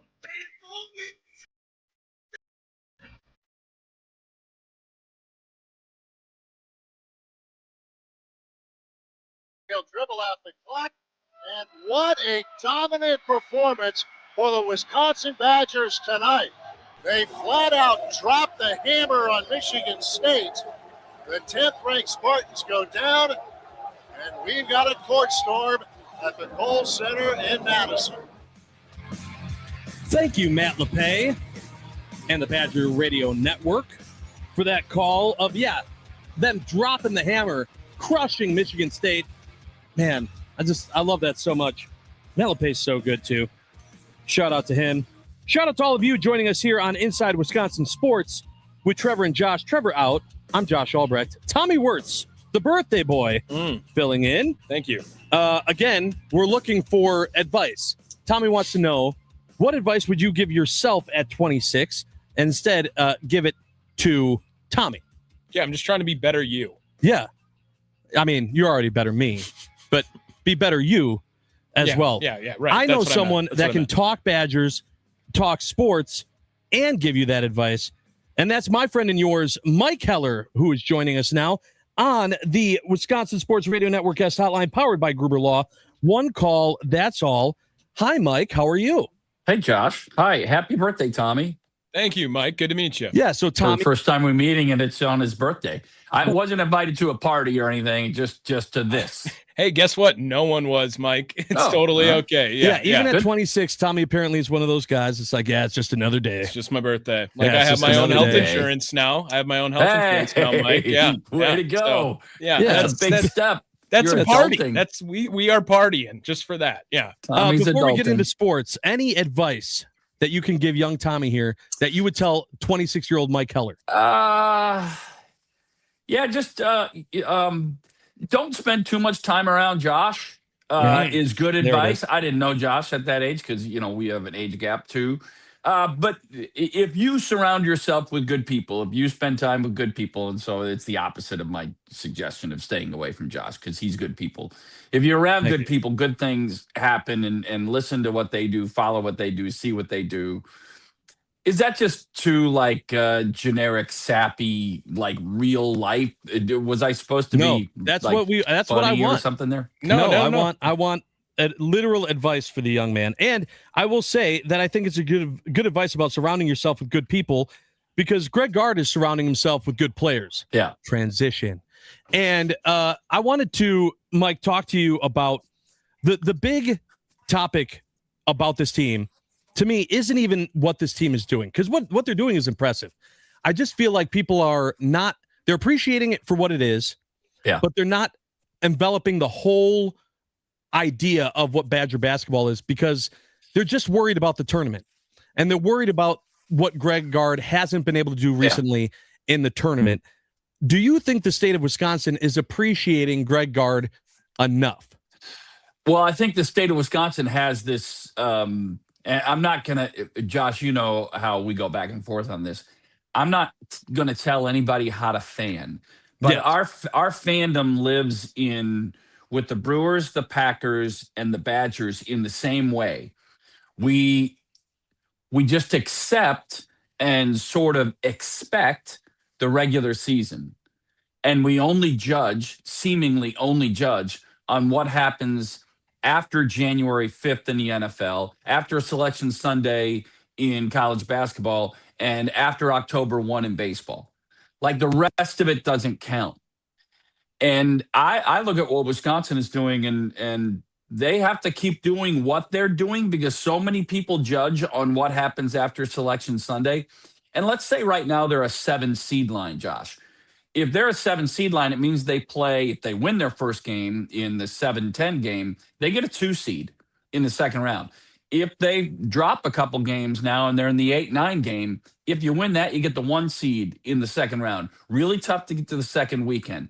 I've always lived on this mantra from college basketball. If I'm following Marquette or Wisconsin or whatever team I'm following, the goal is to play in the second weekend.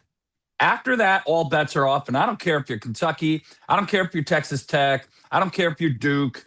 The second weekend should be the goal. A couple of those teams live on Final Fours. But Wisconsin hasn't gotten to the second weekend recently enough for the Greg Gard critics to be quieted just because they're having another great regular season. And I do think it's great. And they've learned how to play. In this era of college hoop, with all the transition of the transfer portal, some teams take a little longer to come together. Wisconsin got blown out a few times earlier this year, but now their defense is playing. And, the guard play they're getting from Nick Boyd and John Blackwell is just next level. It might be among the handful of 4 or 5 best backcourts in college basketball. So you talked about if they're a 7 seed, what do you think is their peak right now? If you're Probably 6. Yeah. You think no matter what they do the rest of the way? Yeah. I don't know. They're gonna in the net ranking. I believe I looked at it yesterday. I thought are they 30th in the net? Net ranking is used to help put them on seed lines, so they're not top 25 in the net.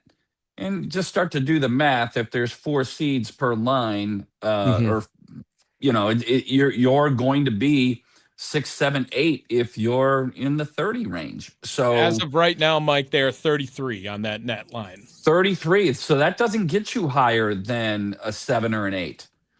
It's going to be hard for them to move. They'll get Ohio State on the road this weekend and Iowa at home this week. They're in Columbus tomorrow night, home against Iowa on Sunday. You got to take care of business. These are 2 really good teams, 2 good teams that nobody really talks about because they don't have the pedigree of being deep NCAA tournament teams, or with they're not featured as much as some of the other programs like Michigan and Michigan State, of which Wisconsin has wins now against Illinois on the road, Michigan, number 2 at the time, on the road, and Michigan State, number 10 on Friday night. And Josh, I know you didn't ask, but I was there and I didn't court storm. Kari and I watched the court storm, but we didn't go. And I'm thinking to myself as I'm watching that, knowing that I was going to do this, Josh would have been on the court. Josh and 100%. Julie you'd have been down on the floor because but I just, the responsible older adult, I just watched it. All right, I'm writing that down. Don't storm courts. I was going to say, do you any regrets? Tommy, you should storm the court, right? You should storm the court, and Josh should storm the court. I shouldn't storm the court. I think you should. I should watch the storm.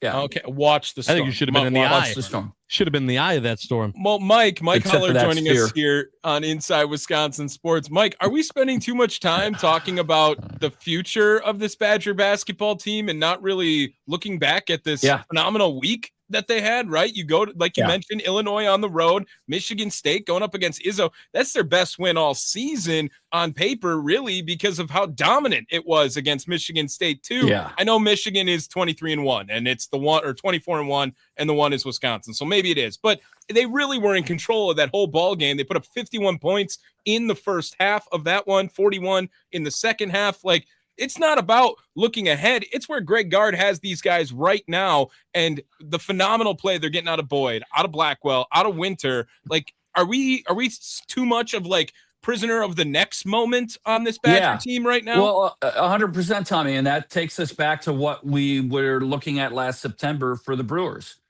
People just discount, 97 wins didn't matter because all that mattered was what will you do in October. And they actually did a pretty good job. Obviously, they had to bye and then beat the Cubs, but then they get hammered by the Dodgers, who are the best team money can buy.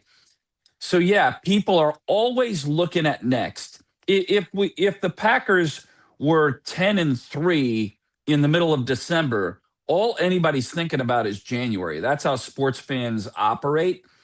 This is fine. This is all well and good. And we're sort of happy that we're in this position as Wisconsin Badger fans. However, Everybody's going to look to see what happens after Selection Sunday, and that's the nature. And by the way, that's a one and done single elimination tournament. It is really good teams lose. Virginia, the year before they win the national championship, lost to Maryland, Baltimore County as a 16 seed against the 1. And then the next year, Virginia wins a national title. It is a very fickle beast that we're paying attention to in college hoop. And Tommy, to your point, yeah, I hope that people appreciate what it is they're doing right now. But I also have been around long enough and smart enough, I think, to understand that most fans are entertained right now. But entertainment is one thing. Judgment happens after Selection Sunday. That's the way the fan base works. Well, and you brought it up too, Mike, just looking about, at the sustainability right now of Greg Gard. And I also think that Josh called it Craig Counsell syndrome with Greg Gard, looking at the postseason versus the regular season. And I'm calling it Jordan Love syndrome with Greg Gard after Bo Ryan and the judgment that you face after, the greatest coach in the program's history. Now you have to take over for him. But they're playing two different games right now. This NIL era and transfer portal era of Greg Gard and Bo Ryan, like looking at the rest of the programs, pointing to the football department at Wisconsin. I mean, Greg Gard has done very well in this new era of college football college basketball. And the last 3 years now, home runs on his transfer portal, right? AJ Storr, you have John Tonje last year, and this year now Nick Boyd. Like, just talk about how impressive that is from Greg Gard to be able to continue like the turnover he has and going out and getting one guy that you're really relying on to be a big part of your foundation that season. And he's 3 for 3 now, it feels like. With and Tommy, most people, me included, unless you're, certain guys like Brian Butch dig into college basketball 12 months out of the year. The vast majority of us pay attention to it when it happens to a certain level. And then there's another majority or another percentage of people that don't pay attention until 2 weeks from now. I didn't know AJ Storr. I didn't know John Tonje. I didn't know Nick Boyd until they arrived. Now, Boyd had been in Final Fours, so shame on me that I didn't know more about him, but I didn't. So seeing what they've done in that regard in the portal has been really impressive. And their scouting department, for lack of a better term, has been outstanding because they have identified players and went out and gotten them. And this team, and this gets mentioned a lot, but I think it deserves more focus, is they have flipped the identity of what Wisconsin basketball is, and they've done it effectively. You can flip the identity and become a team that was built on defense and then become a team that wants to score with you, but they can't score fully with you. They're just in entertaining games and lose 87-82. This team is scoring at high numbers and winning. What they have done to reinvent what Wisconsin basketball is spectacular. Most people thought you can't play that transition game at Wisconsin because you'll be out athleted by the other team. And Wisconsin has done it effectively, and they brought in the guys who can do it. Nobody's faster on the court than Nick Boyd. So he's just the latest example and sample of not only going to get the guy, but then getting the guy who wants to be coached hard and is malleable, who is pliable, can actually do the things that this coaching staff wants him to do, hard to do. And Wisconsin did it with AJ Storr. Nobody else has been able to do it with AJ Storr. Like, he disappeared after he left here. He went to Kansas and did nothing. John Tonje has a chance on a two-way to make his. Nick Boyd is doing stuff at Wisconsin that you got to give the coaching credit for, because the kid wants to be coached and they're coaching him. We're talking to Mike Heller here on Inside Wisconsin Sports with Josh and Tommy. And we're talking to him on the Wisconsin Sports Radio Network guest hotline, powered by Gruber Law. One call, that's all. Mike, I'm looking back, and I don't understand why, even if this Badger team is a 7, 8, or 9 seed, why, and me, Mr. Optimism, I don't understand why they can't be a sleeper this year. I mean, if you look back at the last 2 years, right, They were a 3 and a 5 seed. They lost to BYU in the second round, and then they got upset by James Madison the year before as the 5 seed in a 5-12. But I think this team has proven that they can be that upset team. If anything, we're seeing them beat these top 10 schools. Why can't that be the outlook? If I was maybe not in the weeds as much in Wisconsin and I was on a national stage, I would 100%, if I had to pick upsets, look at the Badgers. Well, and just wait until Seth Davis and others start to say the team that you don't want to play. Wisconsin's going to be the very popular team on bracketology and on Selection Sunday to say, hey, you don't want to play these guys. Just wait. Mark that down. It is going to be the team that the analysts say, this is who you don't want to play. If you're a 2 seed opposite of 7 Wisconsin in that second round game, Saturday or Sunday, that is not who you want to see on your bracket. That's who they're going to be, Josh. I would love it if they continued this little run, if they could win in Columbus and win against Iowa and kind of finish out in what remains. And there's not much that remains in this season. They've got a road game at Purdue as well. But if they could get to that 6th line, let's say they make a little run at the Big Ten tournament, get to the 6th line, it just helps you. It helps me, Josh. It helps me in my fandom because I want them so badly to be in the second weekend of play. And the pathway typically gets better. And I say all of that, now I'm going to discount it. It really is about matchups when you get the bracket, right? Sure. So we look at numbers. So a 7 versus 2 is harder. Well, maybe not. Maybe the 7 versus 2 matchup for you or is better than the 6 versus 3 matchup just because of who it is you're playing, style of play. But I know this, Wisconsin has proven they can win anywhere. They win in Ann Arbor. Michigan has only lost 1 game this year. Look it up. And you win in Illinois at a place that you hadn't won in a decade. Michigan State, you got them at the right time. They've hit that, 3/4 mark lull that sometimes Izzo teams do before he gets their attention next week by having practices that are akin to wrestling matches. And they'll be back and be good, I think, yet before it's all said and done. But Wisconsin's in a good spot, and they're so much fun to watch play. That's very true. Hey, Mike, quickly before we let you go, turning our attention to the Milwaukee Brewers as spring training is getting started, which, man, how beautiful is that? Is our third base problem solved? Well, I don't know if it's solved. Now? I'm not. I understand what they've done. So I don't think there's another shoe to drop now. We were kind of waiting to see if there was a different shoe that would drop, but I think you've got your team. I think it's Hoosiers. Our team is on the court. Our team is on the field. The Brewers have their infield, and people are. Let me flip that script just a little bit, Josh. Third base will work itself out. I don't know how productive it will be, and if Rengifo doesn't do stuff, they've got young up and comers. I don't think they're ready yet, but I like Joey Ortiz. People are going to kind of rip on Joey Ortiz. I was watching the long form interview that Rosiak and company did, I believe, with Ortiz in front of his locker over the weekend. And he gets it. That dude is so good defensively. He's the best defensive shortstop that the Brewers have had. I don't even want to go back and compare. He's just fantastic. If he can hit, and, at times the year before he did hit. Last year he never found that, but he was trying to fix things in midstream. I like Joey Ortiz. I like the Ortiz-Terang combo at short and second, and they're waiting on Made and Pena and Cooper Pratt because 2 years from now, that infield's going to look a lot different.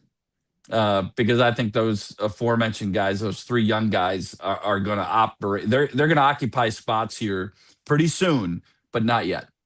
All right, don't wait for different shoes to drop. Got it. All right, writing that no one other down. Shoes dropping. No, I got you, Taking Mike. notes. I mean, Mike, last year it was Vinny Capra and Ollie Dunn, right, to start the season at third base, and I feel like that's an argument enough for me to be like, well, it's probably not going to be whoever it is on day one at third base. If Luis Rengifo is the guy at the end of the year, it probably means good things happened, right? Yeah, and he didn't hit last year. That was a problem. Like if you look at last year's numbers, they faltered compared. If you got his numbers from 2 years ago, think we'd all be just fine with it. So I do think this is a cop out for some listeners, but I do think that there is a trust in Matt Arnold and the player personnel department with the Brewers, their scouting staff, that they've had so many hits. Can we just let it play? You know, can we not be disappointed that they didn't get Paredes? Can we just look at it and go, they didn't get Suarez, they didn't get Paredes, and just say, okay, I get it. All you've done is, Matt Arnold, is every decision you've made has been good. It's been a well, and they did, Mike. The fan base was doing that. You know, oh, okay. Well, Isaac Collins, Nick Mears, fine. They need a lefty. Freddie Peralta gone. We know that they do that every year. But Caleb Durbin, that's the one who sent everyone over the edge. It was Caleb Durbin. Like, you can't trade away that guy. He's scrappy. Then now this team, what are they going to do at third base? Quite frankly, he's very replaceable, Mike. He is, and there's always a horizontal view in pro sports where the GMs and player personnel, they're looking at 27, 28, 29, and they knew it's the opposite. I don't, Josh will come up with a term for this. You know how they say some players get blocked? He was going to be blocked. Caleb Durbin was going to be blocked with either Cooper Pratt, Brock Wilken, Jesus Made, Luis Pena. The block was coming. So if you could get significant return on a trade now, which is what they did, that was serving for 27 and 28. I like Caleb Durbin. Pat Murphy likes Caleb Durbin a lot. So it wasn't a move made lightly, but I do think sometimes this organization is playing chess with a low budget. They're playing chess, and others are looking and go, well, the checkers move was this. Well, they can't play checkers, or they're out of the game. They got to play chess, and I think they're doing it really well. Yeah, they got guys waiting in the wings, and that was why not sell high when you could on Caleb Durbin. First of all, thank you so much again for joining us today, Mike. We appreciate it. We know that you love Mondays, and so very happy that you joined us on one. And people need to be paying attention to Heller Sports on the X Twitter machine coming up soon, right? March 2nd? That's what we're waiting for? 2 weeks from today is a day that I've been waiting for 5 months and 2 weeks. Cannot wait. So, Cannot wait for whatever this March news the is. 2nd. I appreciate it, and I appreciate you joining us here today, Mike. Thanks so much. Yeah, appreciate it. Hey, happy birthday, Tommy. Good to meet you. And the gift is, I'll send it. It'll be shipped. Yeah, Mike, you know what, Mike? Happy birthday on your birthday too, man. Thanks. You missed it again. Sorry. Yeah, what a jerk. My bad. What a jerk. Thanks, Mike. Appreciate it. See you guys. Mike Heller joining us on the Wisconsin Sports Radio Network guest hotline, powered by Gruber Law. One call, that's all. When we come back, there were some other things that happened this weekend, including the Daytona 500. I want to know who watched it. If you did, how much did you watch? And I think it ties into some of the highlight main events for the minor sports that we watch. And which is your favorite? We're going to get to that when we come back on Inside Wisconsin Sports with Josh and Tommy. Trevor out today. Tommy, the birthday boy, Wirtz in. We are having a great time. And we are live from the Wisconsin Sports Radio Network studios, powered by the Potawatomi Sportsbook.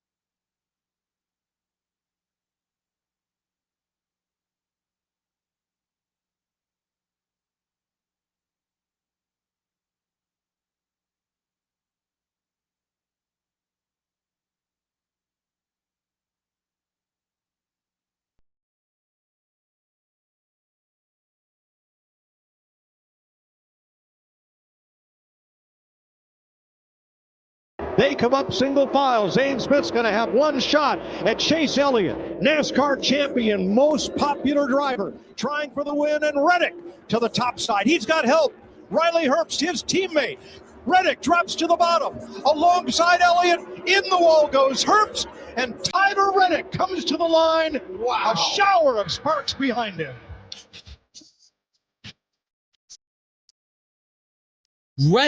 Tyler Reddick, your Daytona 500 champion. A lot of that conversation leading to, hey, Michael Jordan's team. That's who won. No one knew Reddick, but they know Michael Jordan. Yeah, Michael Jordan there being very happy with his driver who won the Daytona 500, which happened yesterday. We're going to get into that. Welcome back to Inside Wisconsin Sports. I'm Josh Albrecht. Tommy Wirtz filling in for Trevor Thomas today, the birthday boy. We're going to get more to Tommy's birthday and celebrating that here in a bit. But first, I want to know, Tommy, did you watch a minute of the Daytona 500? I did not watch a second of the Daytona 500. Okay. No coverage, nothing. Yeah. So I'm not going to lie. I'm not a huge racing fan. My dad was a super big racing fan when I was a kid. So it's like the Daytona 500, the Indy 500, like those are the big those ones. are the staples. Yeah. Right. And so you tune in at least a little bit for those. At least that's what I do. And the thing is, it's super, like, how you fan watching those events is different because I don't understand the rules, if they've changed, if anything. I thought it was kind of crazy that in the last lap, a crash happened. 3 cars went out, no caution flag. They just went, keep going. Nope, no cars on the track. They all went out. Let's go. Keep going. I was like, oh, okay, that's cool. And then right at the end, it's like, yeah, here's another crash, and now this guy wins. And it was just like, oh, that's racing. And I'm like, oh, okay. But I did think it was fun to see that because you see the fans of these sports are just completely in. Like this is just, they're just dripping with passion for these events. And it had me asking this question. And I want to ask you guys too on the Nicolay Law Fan Talking text line 414-677-1250. What is the non-major sport biggest event that you are most likely to watch? Is it the Daytona 500? Did you watch that? Is it the Indy 500? Is it Wimbledon? Is it the PBA World Championship? Is it bowling? Is it WrestleMania? Is it something to where like you don't really watch wrestling, but it's WrestleMania? Is there one event in one of these non-major sports that you're like, this is their biggest day, and I tune in for that? Yeah, and I think my brain first went to golf. I don't really watch a whole lot of golf outside of the majors, but I don't miss the majors. And the Masters is one of the best one of the best weekends of the year in my mind. I love sitting down, watching it with some buddies, just hanging out on a Saturday, on a Sunday, all-time nap day, right? Just take a good nap from the 6th hole to the 13th hole, and then you're all of a sudden you're right back into it. I think that's where my brain goes first. I'm big into combat sports, so I like the MMAs, I like the UFCs, but that has their own specific audience as well during that. I don't know, like I get the lure of the Daytona 500 for sure. And as someone who works in sports media, you obviously know about these big races, the Indy 500, the Daytona 500, Talladega, right? All the ones that go around. But like this is the same weekend every year. And I had no idea what weekend it was. But now I know President's Day weekend, like that's always the Daytona 500. So I think, I love everyone that's coming in. The Masters, I almost don't include the Masters. Man, maybe I should, but I feel like that's too easy of the answer. And I feel like golf has had a little bit of a resurgence, right? It was at its peak in the Tiger days. I feel like it's getting back in popularity a little bit beyond just the Masters. I feel like people are tuning in. There was the whole thing with the live golf era and COVID times, like golf stuck around, right? That was one of the few things you could do out in public, and you became more relatable. And everyone loves to give the one of us moments on golf when guys shank one or top one, and you're like, that's how I golf. So the pros do it that way. I think that golf, like they're one of the few sports or few anythings that came out on the other side maybe better. I've got a ton of response here on the Nicolay Law Fan Talking text line. Kansas Ken says, I watched Daytona yesterday. It's got to either be that or the Masters. Jacob in Havana, I know, huge NASCAR fan. He watches all the races. Jacob in Tosa and many others saying the Kentucky Derby. Yeah, that's a good one. Yeah, right. Like, how many people are watching the Preakness? Mm-hmm. Right? Not many. Not as many as the Derby. It's the Kentucky but Derby. It's one of the big ones, right? But you're still watching the Kentucky Derby. Now, I do wonder, are you just at home watching the Kentucky Derby? Is the benefit of the Kentucky Derby that it's a shorter event? Are you watching all of the races leading up to it? Are you making that a 4 to 5 hour event? Is it the fact that you've had a mint julep or 7? Is that helping you watch the Derby? Or is it just you're like, or maybe it's the fact that you put some money on the ponies? Is that part of it? I love this one that came in that was like, I from the 414, watched a little of the Daytona. They need to start it at a certain time. It was an hour after it was supposed to start. I also watched the Hudson Hornet return and Lightning McQueen take an honorable 3rd place. Okay. Yeah. So again, like people that are like, no, I don't watch racing, which is fine. But that's kind of my point, right? Is that we have our main major sports that we watch and we focus on, right? Being football, baseball, basketball, and then you get the collegiate sides in there. But I want to know, like, outside of that, right? And there are some of these other sports, like you talked about UFC. Now, I don't think UFC doesn't have like an annual bigger than the rest, no, right? They're a monthly promotion for sure. I mean, this year they're fighting at the White House. Like that's gonna probably be a big deal during all of it. That might as well be WrestleMania equivalent. Yeah. Yeah. And see, the thing is, as a wrestling fan, it's hard for I always watch WrestleMania. But even WrestleMania is just like one of their pay-per-views, like SummerSlam, the Rumble, like all of it is growing as well. To me, the Royal Rumble is way better than WrestleMania. There you go. So that's why I'm for me. I mean, I still will watch every WrestleMania, but I think the Royal Rumble is a better product. From the 414, we have the All Ireland Senior Hurling Championship. Have you ever watched hurling, Josh? I don't think that I have. Dude, hurling is unreal, and this comes from Dave over here. Hurling is rugby meets lacrosse, and you would watch one match of it, and you would think, how the hell do people do this? It's intense, man. Like they have I'll throw on some hurling highlights once the show is done. And you're going to be like, this sport's awesome. Why does no one know about it? It's basically like an all Ireland thing. But it really gets the people going for sure. Another one from the 920 high school states championships on TV is another one. I think that's probably a good argument to talk about the high school football state championship. That weekend always gets a lot of buzz around the state, whether or not you're in Wisconsin or not. I feel like everyone, it's cool to see a school that you've heard of, like at the end, right? Whether, it's not someplace up north that you've never heard of in those D4 or D7 championships. And then once you get up to the D1 level and you're like, oh, that's might as well be Milwaukee too. The 920 here says, not a NASCAR fan, but I do watch the highlights of the Daytona 500 on YouTube. I can't sit through a whole race without falling asleep, but the highlight compilations are great. So that's kind of part of it for me, though, too, is, how many people just tune in to see the last 10 laps of a race? How many people tune in to see, the last day of the Masters in comparison to all days of the Masters? You're watching like the last parts of it just to catch the ending. Sure, but I would also argue that there is a casual fan like that in every sport, right? I mean, you watch the last 5 minutes of the Bucks game, right? And it's like you get the gist of it. By the end of it, the last 5 minutes, all the stars are playing at that time. The final result is there. The games are usually close enough so that you only need to watch the last 5 minutes to see results on it. I mean, you could do that with every sport. Yeah, but I'm saying, are people overall tuning in only at the 7th inning of a baseball game? You could. Yeah, of course you could, but are they? I don't know. I think baseball has a massive lull from innings 3 through 6 in a game. I would argue more people want to watch the 7th inning start time than a 3rd inning start time. I think people that are either watching the majority of a baseball game or they're not watching any of it, and they're just waiting to see the highlights when someone scored. And they're just going and seeing, all right, show me the 4th when this guy got a home run. Show me the 7th. Look at how popular double happened. NFL Red Zone has become with the exact same idea of you don't have to watch the whole game. You're just seeing like the big plays and the touchdowns. That's and true. It's very true. It's the exact same idea for that.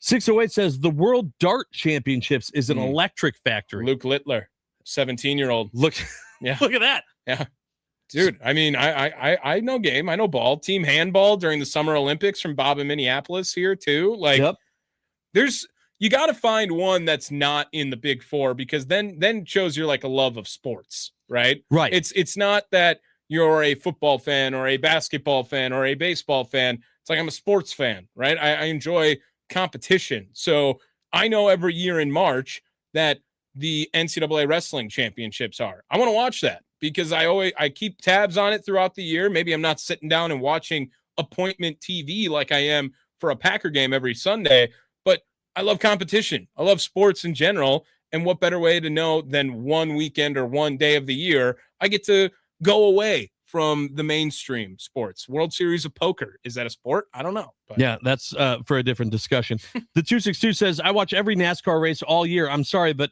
41 cars driving at 187 miles per hour, 3 feet from each other, that takes skill. Yeah. The skill argument is interesting because look at the Olympics, right? Some of these things that these Olympians are doing, literally like from last place to Olympic record is like a second and a half difference. I mean, you have to be perfect, and yet we just watch for the Olympics. My thing is, like, I'm not watching speed skating world championships.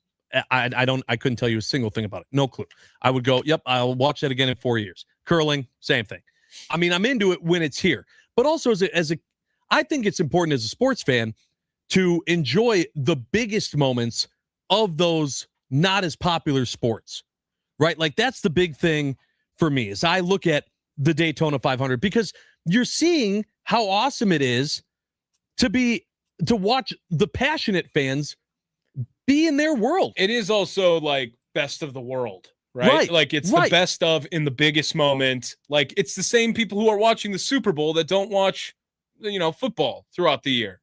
It's the same thing, right? I mean, there's far less of that in America, but I would assume that you're like, I get to watch the best teams or the best racers or the best athletes on the biggest stage. Like that's a draw in itself, removing yourself from the sport altogether. Let's see here. Ashley from Newport Beach, I watched California. the spelling bee, right? I mean, it's the same deal. Well, that's true. That's true. The spelling bee can get actually pretty intense. Yes. I like the spelling bee. She says she loves the British Superbike racing and the Le Mans racing as well. Yeah, I mean, that's what I'm saying. That type of stuff. What's your minor sport if you're looking at it that way? Passion. I'm all about it. I don't care about these enough to really get into the weeds of the sport, but I will watch for an hour, one day a year, whatever that sport is, to just see everyone losing their mind. Whatever they call chasing the wheel of cheese down the hill. Can't miss entertainment. Yeah. I know. I have no idea what it's called, but that is awesome. No clue. Yes. But the highlights, when I see that, I'm like, fantastic. Always great. I gotta show this to everyone I know. That's a perfect example. And I enjoyed watching the end of the Daytona 500. I thought it was a lot better than the All-Star game. I'll say that. Yeah, sure. Absolutely. Feel that way. Probably not as fun as celebrating Tommy Wirt's birthday, which is today. The young man turns 26 and is working for Trevor Thomas today. What a stud. Appreciate the grind. And we want to know, what advice do you have for Tommy? We've been asking all show long. There's been some great ones coming in. We're going to read those, but we still want to know, what advice would you give 26-year-old you? Instead, give it to 26-year-old Tommy Wirtz today, celebrating his birthday. With me here on Inside Wisconsin Sports, Josh Albrecht. That's Tommy Wirtz filling in for Trevor Thomas. We are live from the Wisconsin Sports Radio Network studios, powered by the Potawatomi Sportsbook.